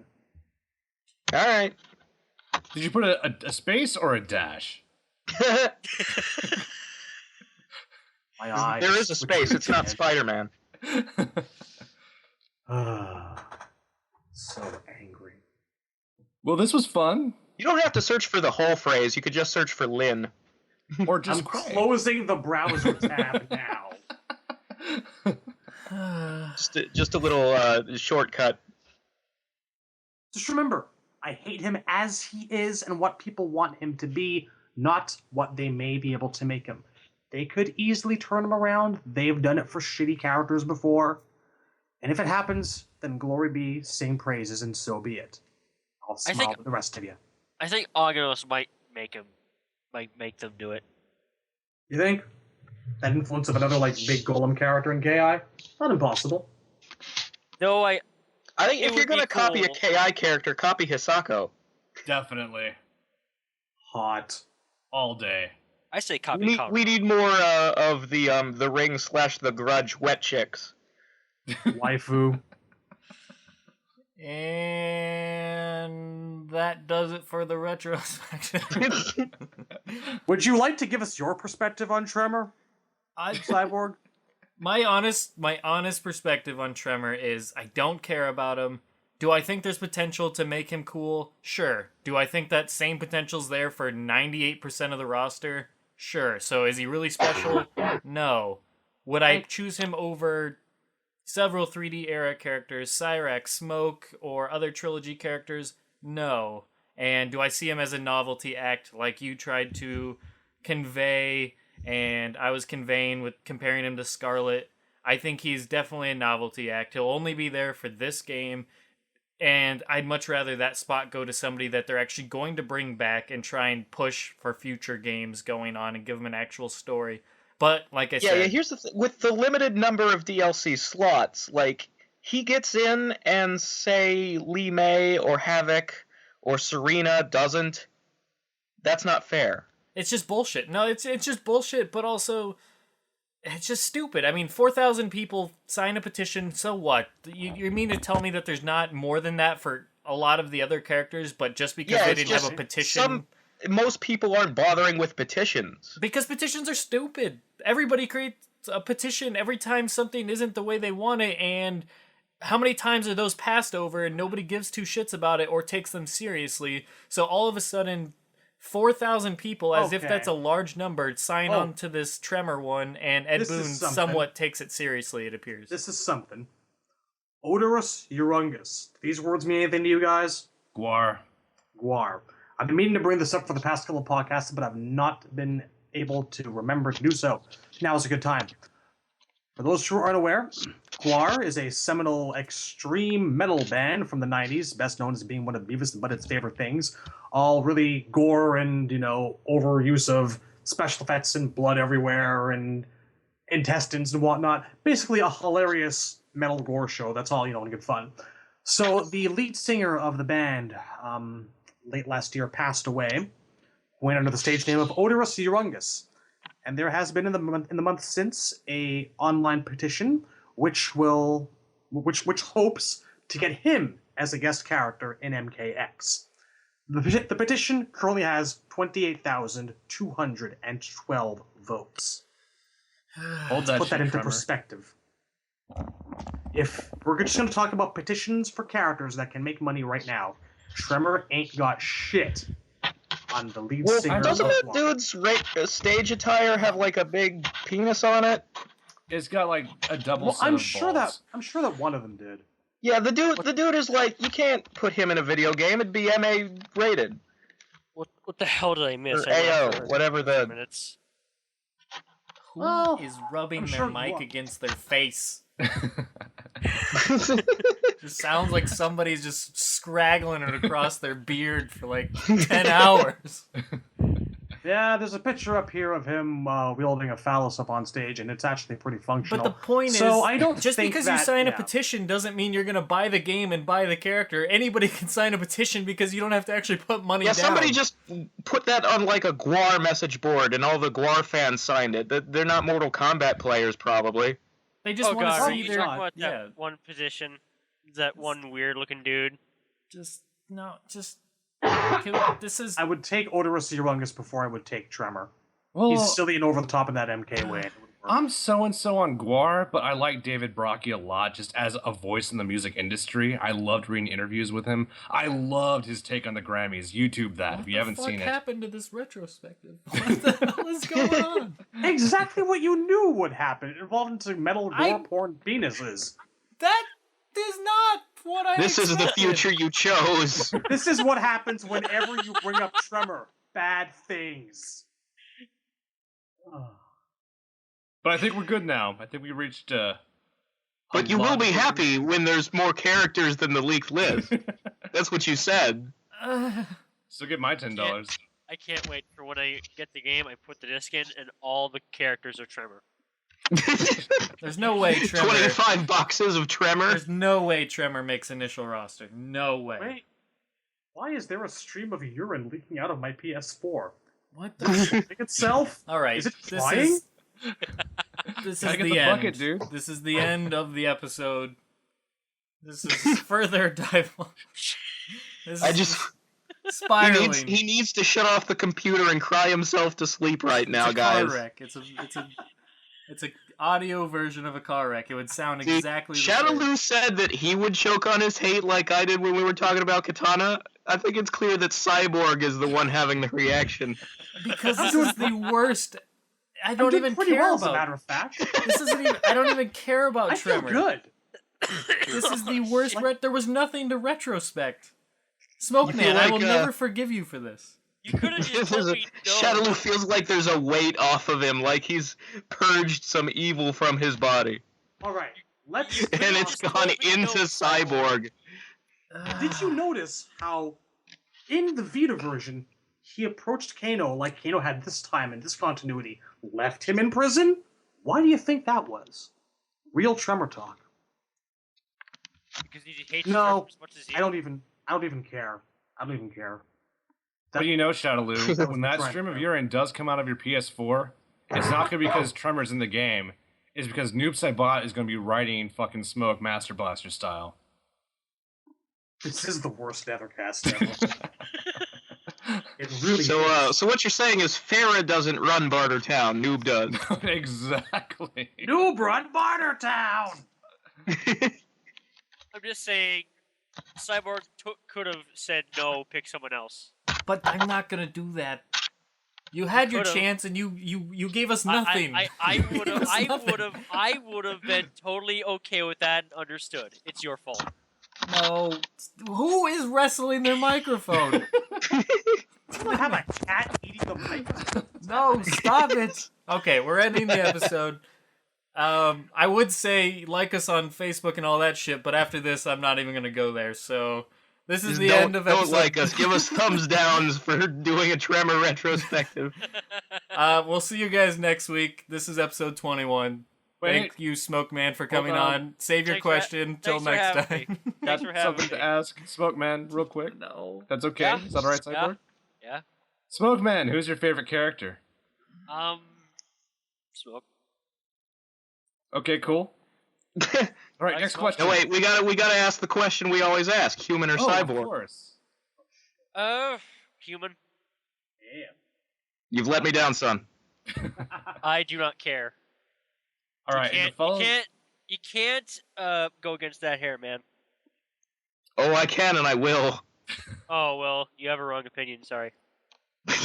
Alright, well, let's roll with How that. dare you be reasonable? You'll pay for this. You will serve him in the NetherRealm. Yeah. Alright, final Nether question, realm? Smoke Man. I have a really important question to ask you. Okay. If Noob Saibot is riding human smoke, Ferris style, who is riding on Noob Saibot's back as a third person riding Noob Smoke? Trevor. I now have a quarrel. No, I think that it would be a little bit lower down the pyramid. Smoke would be riding meat, so you'd have Noob Smoke Meat or Noob Meat Smoke. Well, then Blaze has to be in there somewhere. I want barbecue now. Yeah, I'm kind of hungry. Thinking about Havoc's dinner scene now. I'm sorry for this episode. Goodbye.